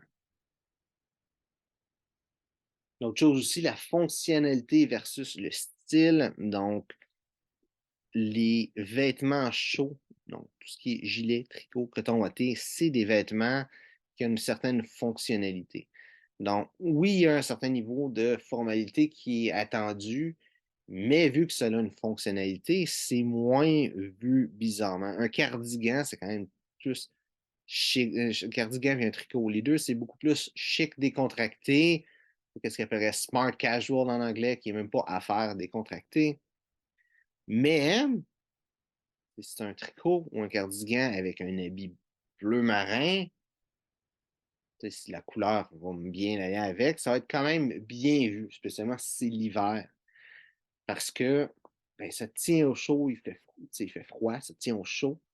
Puis même si ce n'est pas le niveau de formalité pour porter avec un habit, c'est pas trop loin et il y a de la fonctionnalité qui est là. Qu'est-ce qui est du style aussi? Euh, certaines petites choses que tu peux considérer. Le col, si c'est un tricot, est-ce que le col va mettre en valeur le fait que tu as une cravate ou si tu n'as pas de cravate? Ça aussi, le style, si tu as justement un tricot avec un col rond, avec un habit, là, ça va être beaucoup plus loin avec le niveau de formalité. Donc, le style aussi, c'est important, la façon que le vêtement est fait. Donc, les vestes, aussi, vestons sport, donc comment élever son look simplement. Donc, première veste que j'ai parlé, c'est un blazer. Il y a quelqu'un que je suis sur YouTube, j'ai oublié son nom. Lui, il dit que c'est comme le couteau suisse du garde-robe masculin. Donc, un blazer, tu peux mettre ça avec beaucoup de choses, voire presque tout ce que tu as, ça va bien paraître. De jeans, t-shirt, jusqu'à un pantalon habillé, chemise, cravate, tu peux mettre un blazer. Ça va être beau, ça va être élégant. Et c'est ça aussi l'idée, tout simplement, des vestes. C'est de faire en sorte que tu portes un look plus décontracté et le rendre plus chic d'un seul coup avec un seul et unique vêtement. Donc, un blazer, si tu ne sais pas c'est quoi, c'est un vêtement qui va généralement être uni. Des fois, tu en as aussi qui vont être faits rayés avec des grosses rayures, mais c'est surtout les écoles ou en Angleterre qui vont utiliser ça. Ça a un nom spécifique que j'ai oublié en anglais. En français, en anglais, c'est un rowing blazer ou un blazer pour ramer. Donc, généralement, c'est uni. Le plus souvent, bleu. La raison est que ça vient d'un bateau qui s'appelait justement le Blazer et de l'époque de la marine britannique. Que leur uniforme, c'était des vestes à double boutonnage bleu. Et d'autres choses, là, mais il y avait ça dans leur uniforme. Et les gens ont juste trouvé ça vraiment beau. Ils ont commencé à porter ce genre de vêtements-là. Donc, ça a juste pris le nom de blazer. C'est pas mal dans les vestes la chose la plus formelle que tu peux porter. Aussi, il va y avoir des boutons dépareillés. La chose importante sur un blazer. Si il n'y a pas de bouton dépareillé, ça va être vraiment un veston, peut-être orphelin. Veston orphelin étant le veston d'un habit, mais qui n'a plus ses pantalons. Mais pour un blazer, c'est ce qu'il y a de plus formel à part un habit. Donc, en dessous d'un habit. Veston sport, veste de chasse. Hein. Donc, le veston sport, c'est qu'est-ce qu'on s'imagine comme le veston carotté, un peu plus décontracté. Donc, ça vient d'une époque où les gens, quand ils faisaient du sport, ben, c'est ça qu'ils portaient. La veste de chasse, qu'est-ce que ça a de différent de veston sport? Généralement, il va toujours être fait dans un matériel euh, plus épais, entre autres parce que la saison de la chasse, c'est surtout dans l'automne. Donc là, on a besoin d'un vêtement un peu plus chaud. Aussi parce que ben, quand tu vas à la chasse, tu t'en vas dans la nature et tu veux un vêtement qui va être plus durable.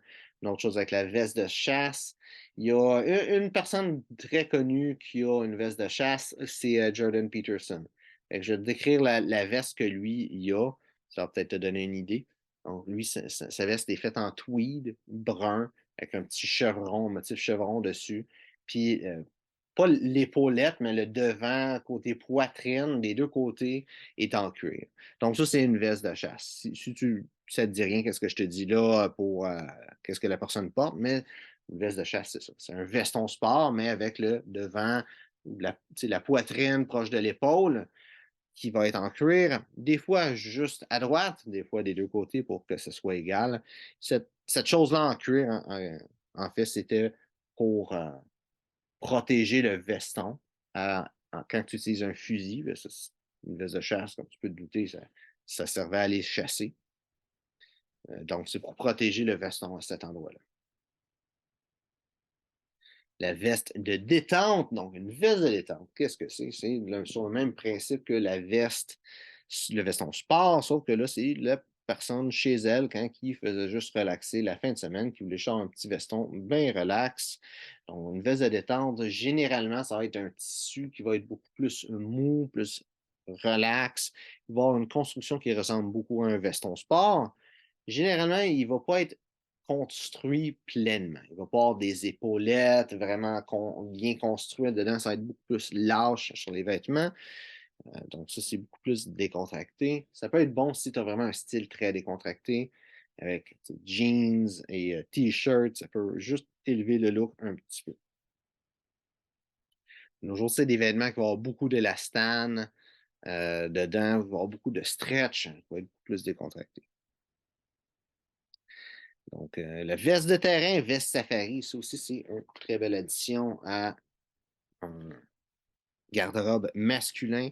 Donc, la différence dans la veste de terrain et la veste safari va être vraiment le matériel et la façon qui va être faite. Donc, une veste de terrain et une veste de safari, au final, c'est exactement le même vêtement. La différence, c'est que la veste de terrain va être faite plus pour l'hiver avec un matériel robuste et la veste safari, généralement, va être plus pâle. La veste de terrain va être plus foncée. La veste safari va être plus pâle. C'est fait pour l'été, des fois en laine, des fois en coton, mais qui est fait pour dans des endroits un peu plus chauds. Ça aussi, ça vient d'un uniforme militaire. C'est un genre de veston avec beaucoup plus de boutons, généralement 4-5 boutons, et avec des poches, des fois deux à la poitrine. Des fois, tu as deux à la poitrine et deux plus bas aussi.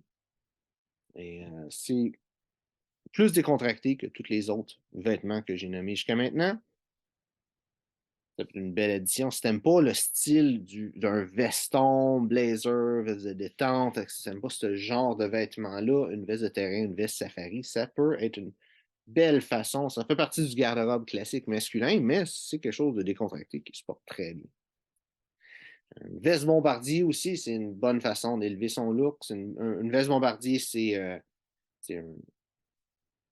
tu peux chercher une image, mais c'est le genre de veston. Qu'est-ce qu'on imagine un coupe-vent? C'est une veste bombardier générale.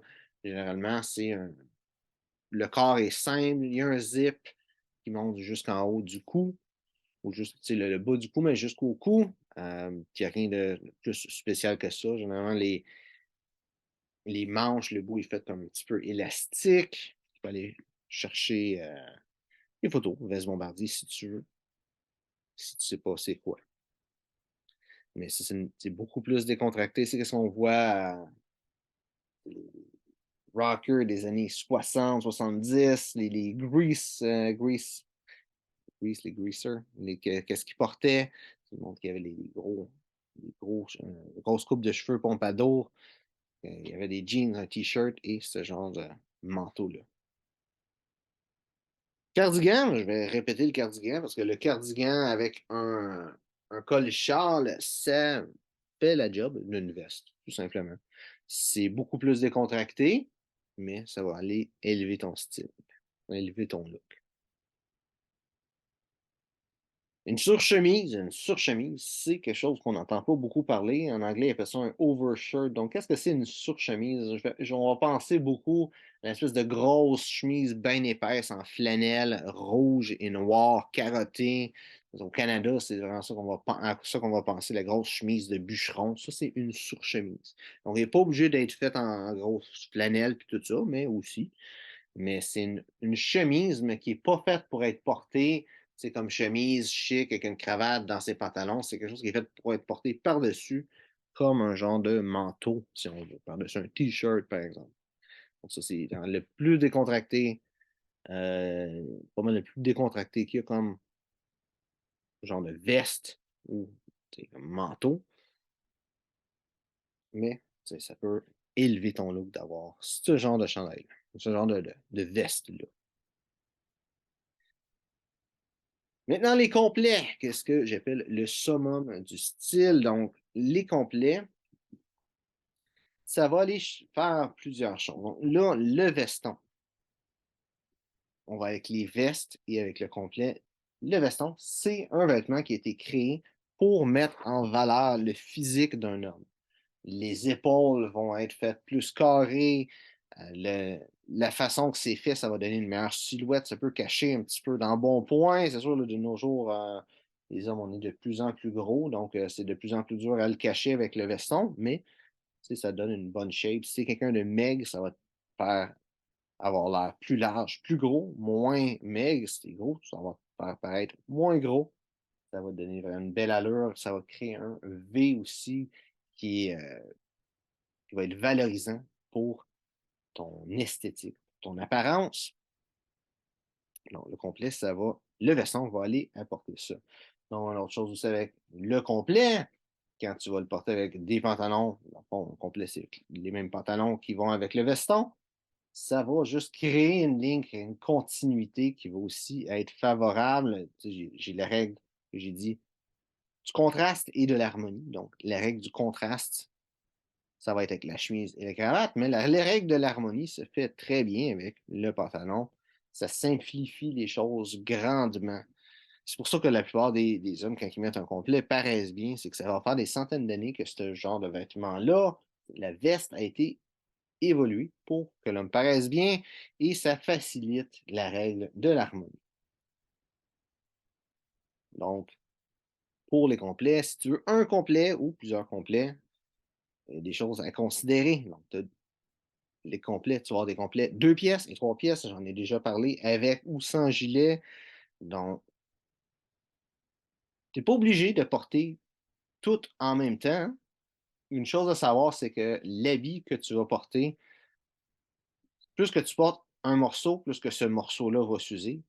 Et plus que tu vas envoyer quelque chose chez le nettoyeur, plus qu'il va s'user aussi, puis pâlir, puis changer de forme, puis être moins beau. Donc, si tu portes ton complet, les 3 morceaux en même temps, que tu envoies tout le temps, tout au complet au nettoyeur en même temps, il va rester beau également. Si tu ne fais pas ça, ben, il va devenir beau, puis il va être moins beau bizarrement. Euh, Ça, c'est à considérer avec le choix d'un 2 pièces ou d'un 3 pièces, mais d'avoir un costume 3 pièces, c'est une belle façon d'élever ton style encore. Si tu as plusieurs complets, avoir un costume 3 pièces, si tu veux avoir de quoi de plus élégant, ça va te permettre ça. C'est une chose à penser. C'est un costume droit ou un costume croisé. Donc, un costume droit, c'est prendre ce que tu as vu tout le temps comme veston. Un costume croisé, c'est quand même connu vu avec le film Kingsman, c'est le genre de veston qu'il porte, mais c'est dans le fond, le boutonnage va un par-dessus l'autre, tout simplement. Le costume croisé est vu comme étant plus formel que le costume droit. De nos jours, c'est surtout un choix sartorial, plus un choix personnel, plus que vraiment d'être plus élégant que l'on va faire ça.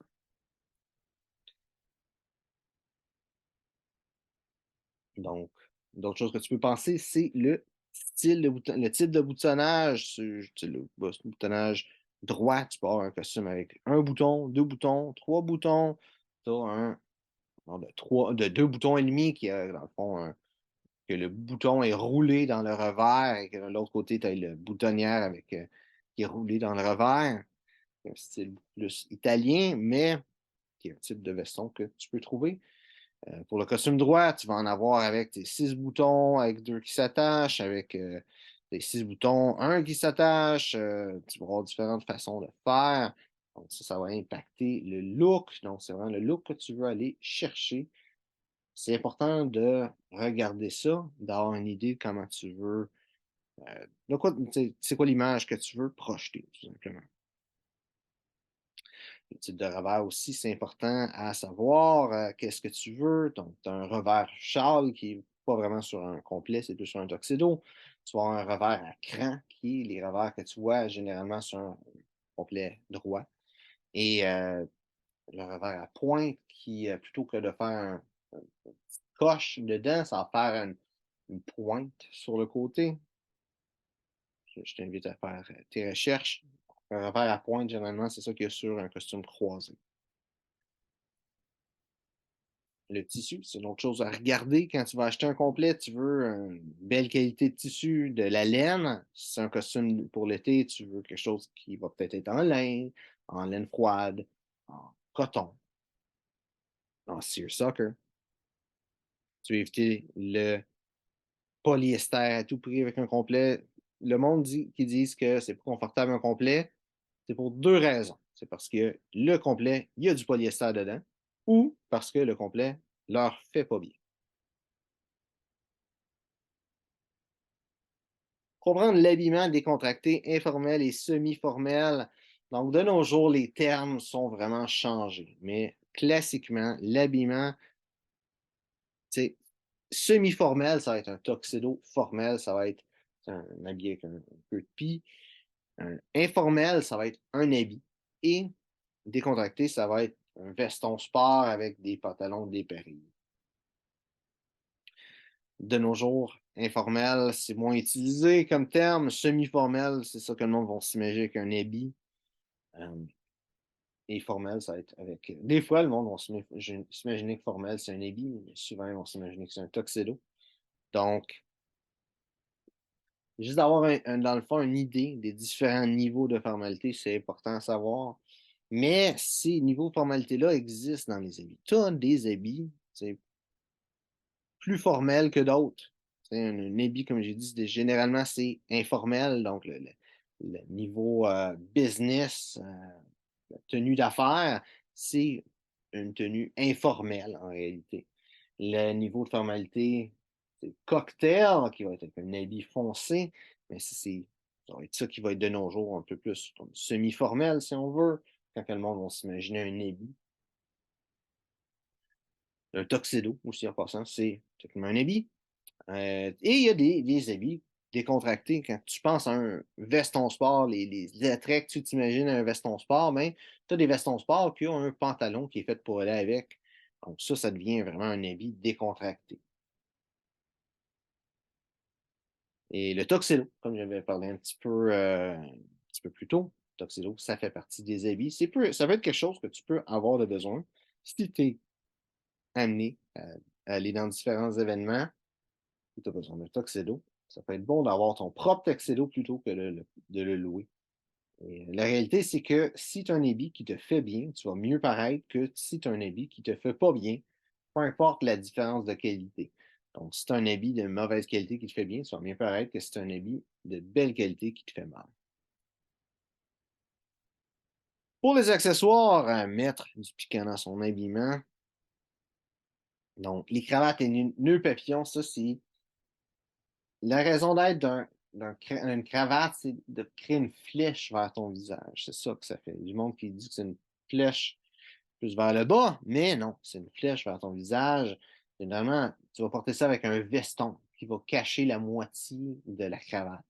Donc, c'est vraiment, ça démontre que c'est vraiment, c'est pas vers ton ventre là, que ça va pointer, c'est vers ton visage. Et c'est ça l'objectif, c'est d'assemer un petit peu de couleur, un petit peu de vie vers le haut de ton corps, que le monde regarde plus dans cette direction-là que tes souliers, par exemple. Nœud papillon, c'est la même chose.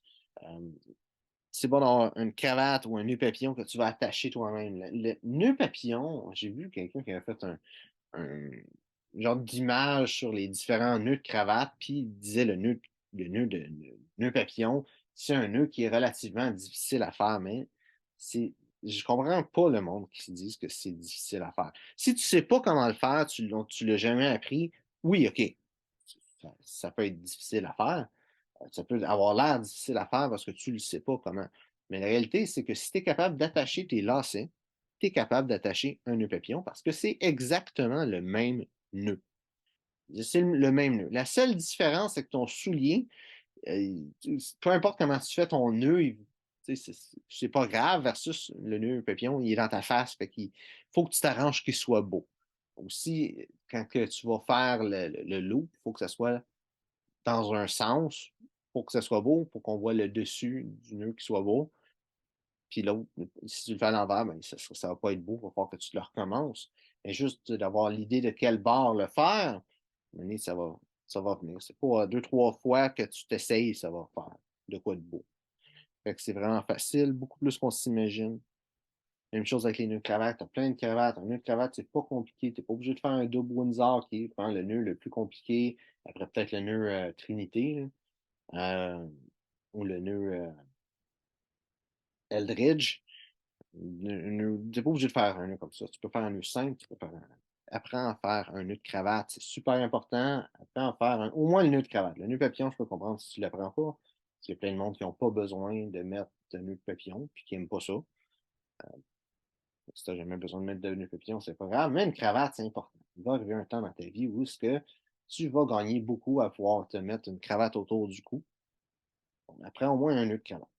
Et ait au moins une cravate de la couleur d'accent que tu as choisi. Après ça, une cravate, comme je dis, ça pointe le visage, ça vient comme compléter, ça vient comme rajouter un petit quelque chose à ton ensemble. Donc, tu peux avoir plein de cravates. Ça vaut la peine. Moi, j'aime beaucoup les cravates et je te le recommande, mais si tu n'aimes pas ça, tu n'aimes pas ça. Je ne vais pas me m'assiner avec ça. Au moins, aie-en une parce que c'est pratique de avoir une quand tu en as besoin, plutôt que d'aller l'acheter et de dire waouh, c'est 80$ une cravate, c'est bien cher ça. Si tu l'as déjà, mais tu l'as déjà et c'est une que tu aimes et tu es content avec. Les ascottes et les foulards. Donc, un ascotte, c'est le genre de tissu que tu vas voir le monde mettre, spécialement comme dans des photos plus vieilles, là, qui vont avoir comme en dessous de la chemise un peu, là, qui vient prendre l'espace que la cravate puis le nœud papillon prend dans dessous de ton visage.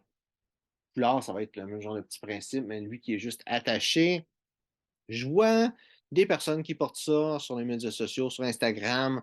Il y a une certaine, je dirais pas une popularité, mais il y a un certain marché qui va aimer ça. Si tu aimes ça, tant mieux. Je fais juste dire que ça existe et que c'est peut-être quelque chose qui peut t'intéresser à explorer. Des escortes, c'est très dur à trouver. La seule place que j'en ai trouvé, c'est sur AliExpress. Je n'ai pas cherché fort fort non plus, mais c'est la seule place que j'en ai trouvé. Les pochettes, hein, qu'est-ce que le monde va appeler un mouchoir de poche. C'est pas ça, c'est pas un mouchoir de poche. Un mouchoir, c'est un morceau de tissu en coton qui sert à te moucher. Une pochette, c'est un morceau de tissu, soit en lin, des fois en coton, et ou soit en soie, et probablement en polyester la plupart du temps, que tu vas mettre dans la poche de poitrine de ton veston. Donc, ça, c'est un essentiel autant que le veston. Ça vient rehausser ton style, ça vient juste mettre ce petit morceau de tissu-là dans ta poche. Ça vient dire au monde que tu sais comment t'habiller.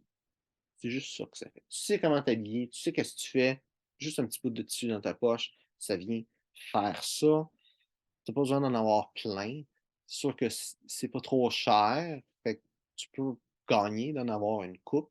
Tu sais, si tu en as à chaque couleur de chemise que tu as, tu en as un qui va avec, tu es vraiment gagnant. Tu es comme au-delà de la plupart des gens au niveau du style personnel. Et si tu portes jamais d'habit, ben, aie juste une pochette blanche. Comme ça, quand tu vas avoir besoin de mettre un habit, ben, au moins tu vas avoir quelque chose, puis avoir l'air de sais, de ne pas avoir l'air de quelqu'un qui porte jamais d'habits. Les montres, un autre très bel accessoire. Donc, avec les montres, quelques petites choses à dire. Si tu as un bracelet en cuir, tu veux que ça matche le reste de ton cuir. Moi, j'ai deux montres. Une montre avec un bracelet noir, une montre avec un bracelet brun. Tu n'es pas obligé d'acheter des montres à 1000 $ avec des bracelets de cuir, tout ça. Tu peux acheter une belle montre qui n'est pas trop chère, comme Casio, Timex ou quelque chose comme ça.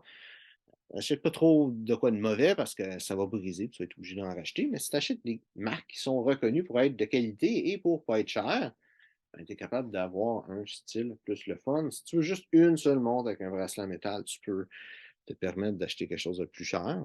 Tu sais, vas-y avec ton budget, je pas fou, mais énormément de monde vont dire que c'est un essentiel. Et si tu es euh, quelqu'un qui porte attention au style et que tu parles à quelqu'un d'autre qui porte attention au style, il va le remarquer. Donc, accessoires, les boutons de manchette et les boutons de finition, ça sert surtout avec un tuxedo. Si c'est quelqu'un qui aime beaucoup les boutons de manchette, ça peut être le fun d'en avoir une petite collection. Moi, je connais quelqu'un que toutes ses chemises, ou presque, c'est des chemises avec des boutons de manchette. Généralement, il est fait sur mesure parce que c'est dur à trouver des chemises avec des boutons de manchette. Et il a une petite collection, il aime ça, il porte tout le temps ça. Et si tu aimes ça, tant mieux. Les boutons de finition, c'est quand tu as un tuxedo, les petits boutons noirs qu'il y a sur la chemise, sur la poitrine, là, ben ça, c'est des boutons de finition. Donc, si tu es quelqu'un qui est porté à porter un tuxedo, je t'invite à avoir un ensemble de boutons de finition qui sont beaux, qui ne sont pas les espèces de boutons de plastique laids. Si tu le fais, tu portes un tuxedo juste une fois, peut-être pas la peine d'en acheter. Mais c'est quand même quelque chose, encore une fois, à considérer. Est-ce que tu veux ajouter ça dans ton style? Ajouter ça dans ton garde-robe, dans ton arsenal stylistique? Les autres bijoux, ça aussi, c'est quelque chose à considérer. Est-ce que tu veux un bracelet? Est-ce que tu veux avoir une chaîne? Est-ce que tu veux aussi une bague? Ça, c'est à considérer. Les bijoux, là, la partie accessoire, c'est surtout à quoi tu peux penser, qu'est-ce que tu peux rajouter. À la fin, c'est toujours l'image que tu veux projeter. Si tu ne veux pas avoir l'image sérieuse, ben, tu n'es pas obligé de mettre une cravate. Si c'est trop sérieux pour toi une cravate, ne mets pas une cravate, tout simplement. Si tu vas avoir l'air de quelqu'un, tu sais, comme plus, justement, l'inverse, plus sérieux ou moins rigide, peut-être un nœud papillon. Tu sais, pense à ça. L'image que tu veux projeter, c'est quoi les accessoires qui vont t'aider à atteindre cet objectif-là. Les chapeaux, ça aussi, c'est quelque chose d'important à penser. Donc, beaucoup de monde vont aimer la casquette, la baseball cap qu'ils disent en anglais. Une casquette, c'est pas un super bon vêtement. Le monde porte ça avec n'importe quoi, mais c'est extrêmement décontracté. C'est au même niveau qu'un t-shirt et pas plus haut. Même le t-shirt est un petit peu plus haut que la casquette. Tu as plein de chapeaux qui peuvent être le fun. Un fedora, un chapeau pork pie, un canotier, chapeau Panama, ça peut être aussi des casquettes, qu'est-ce qu'on appelle des fois des chapeaux plats, des vieilles casquettes à l'ancienne. Si tu veux pas quelque chose de trop rigide, trop grand, trop extravagant, tout une façon d'avoir des chapeaux qui vont élever ton style. Peut-être que ton style, c'est aussi des casquettes, il n'y a pas de problème avec ça, mais finis pas par ressembler à Donald Trump avec un habit et une casquette. Fais pas ça. S'il te plaît, fais pas ça. Ça n'a pas d'allure. C'est même pas une erreur stylistique, c'est un suicide stylistique, ce qu'il a fait là. Mais si, si tu fais attention que tout ce que tu portes est un niveau de formalité proche, ben, tu vas être bien parti. Et ça inclut les chapeaux. Les parfums maintenant, la cerise sur le sundae. Non, les parfums, c'est ça qui va compléter ton habillement. Pour choisir ton parfum signature ou tes parfums signature, qu'est-ce que tu veux comprendre vraiment? C'est les familles olfactives. Tu as 7 familles olfactives pour les parfums. Tu as floral, espéridé. Espéridé, c'est les agrumes. boisé. Aromatique. Aromatique, on peut penser à l'odeur de la menthe, de la lavande, des, des aromates qu'il va avoir, pas les épices, mais vraiment les aromates, les fines herbes, tout ça que tu vas avoir dans la nourriture, entre autres. Tu as la famille florale.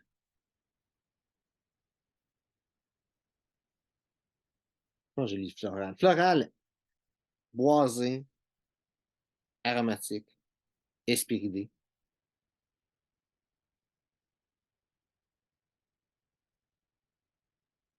Orientale, il va y avoir des odeurs comme la vanille, par exemple, ou des odeurs plus sucrées. Fougère et Chypre. Fougère et Chypre, ça va être un peu plus compliqué à expliquer qu'est-ce que c'est, parce que c'est vraiment sur la formulation du parfum. Mais il y a quelqu'un qui a dit une belle façon d'expliquer fougère. Fougère, c'est l'odeur d'une forêt. Avec un petit peu de fleurs, un petit peu d'aromates, un petit peu de bois, un petit peu de tout. Et Chypre, ça serait un petit peu un genre de espiridé boisé, si je pourrais expliquer ça. C'est pas une très belle explication, mais ça ressemblerait beaucoup à ça. Donc, connaître les familles olfactives, ça peut être le fun. Peut-être que tu as certains parfums, certaines familles olfactives que tu vas aimer mieux que d'autres. Les notes aussi, savoir quelle note que tu aimes. Est-ce que tu aimes l'odeur de la vanille? Est-ce que tu aimes l'odeur de la lavande? Est-ce que tu aimes l'odeur du, euh, du pain, le bois, ou du pain et la nourriture? Quel, quel parfum est-ce qu'il y a les odeurs que tu aimes? Les différents parfums que tu vas vouloir avoir, tu as un parfum d'affaires ou un parfum formel, quelque chose que tu peux porter de façon élégante avec un habit.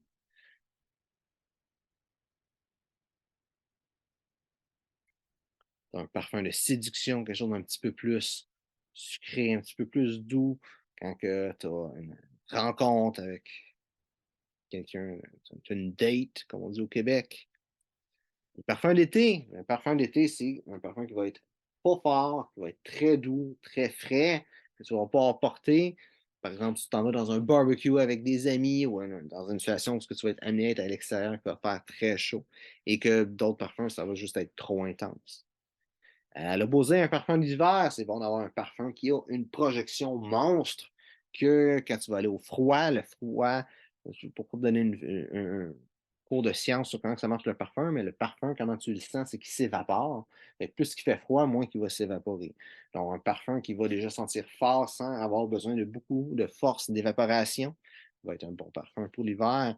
Avoir, par exemple, si tu as une activité quelque part à l'extérieur et que tu veux sentir bon, et c'est bon d'avoir aussi un parfum tout allé, un parfum pas cher, que tu peux porter dans pas mal n'importe quelle situation, qui ne va pas être parfait comme parfum formel, pas parfait pour une séduction, qui ne va pas être trop été, pas être trop hiver, qui va juste marcher dans n'importe quelle situation, à part celle des autres types de parfums que tu as.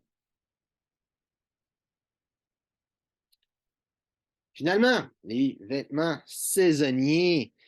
Donc, il y a une expression que j'aime beaucoup, c'est il n'y a pas de mauvais temps, seulement un mauvais équipement. Donc, ça, c'est quelque chose aussi à considérer si tu veux avoir des vêtements saisonniers qui marchent avec le reste des choses que tu portes. C'est un imperméable, ça peut être une très bonne chose à avoir. C'est encore une fois, qui marche avec le genre de vêtements que tu portes. Si tu t'habilles chic, peut-être un trench coat. Si tu t'habilles plus décontracté, peut-être un. Même, même jusqu'à aller aux imperméables jaunes, fluo, quelque chose peut-être un petit peu plus beau que ça, qui sont vraiment plus sport. Manteau de printemps, ça aussi, c'est une chose qui peut être le fun à voir quand il fait froid, mais pas trop froid, plus trop froid. Ça peut être bon. On appelle ça un manteau de printemps. Je sais pas pourquoi c'est un manteau de printemps, parce que ça, tu peux le porter l'automne aussi, mais chose qui te tient un petit peu plus au chaud. Quelque chose qui va bien avec ton style. Manteau d'hiver, ça aussi. Tu as plein d'options qui s'offrent à toi. Donc, quelle option qui est la meilleure pour toi? Les gants. Tout ce que j'ai dit jusqu'à maintenant et que je continue de dire, la qualité, c'est primordial, mais tu des gants, quelque chose qui va être beau, qui va être élégant, qui va marcher avec le reste de qu'est-ce que tu portes. Tu sais, c'est pas parce que il fait froid que tu peux te mettre les gants les plus laids du monde parce que, ben, c'est juste des gants, ça tient au chaud, non? Faut que tu paraisses bien, faut que ton image soit l'image que tu veux projeter soit bien projetée, même dans les petits accessoires. C'est sûr que les foulards, donc au Québec, il fait très froid et tu as pas vraiment de choix d'avoir quelque chose comme ça, une tuque, un foulard, ça fait partie des choses qu'il faut que tu penses.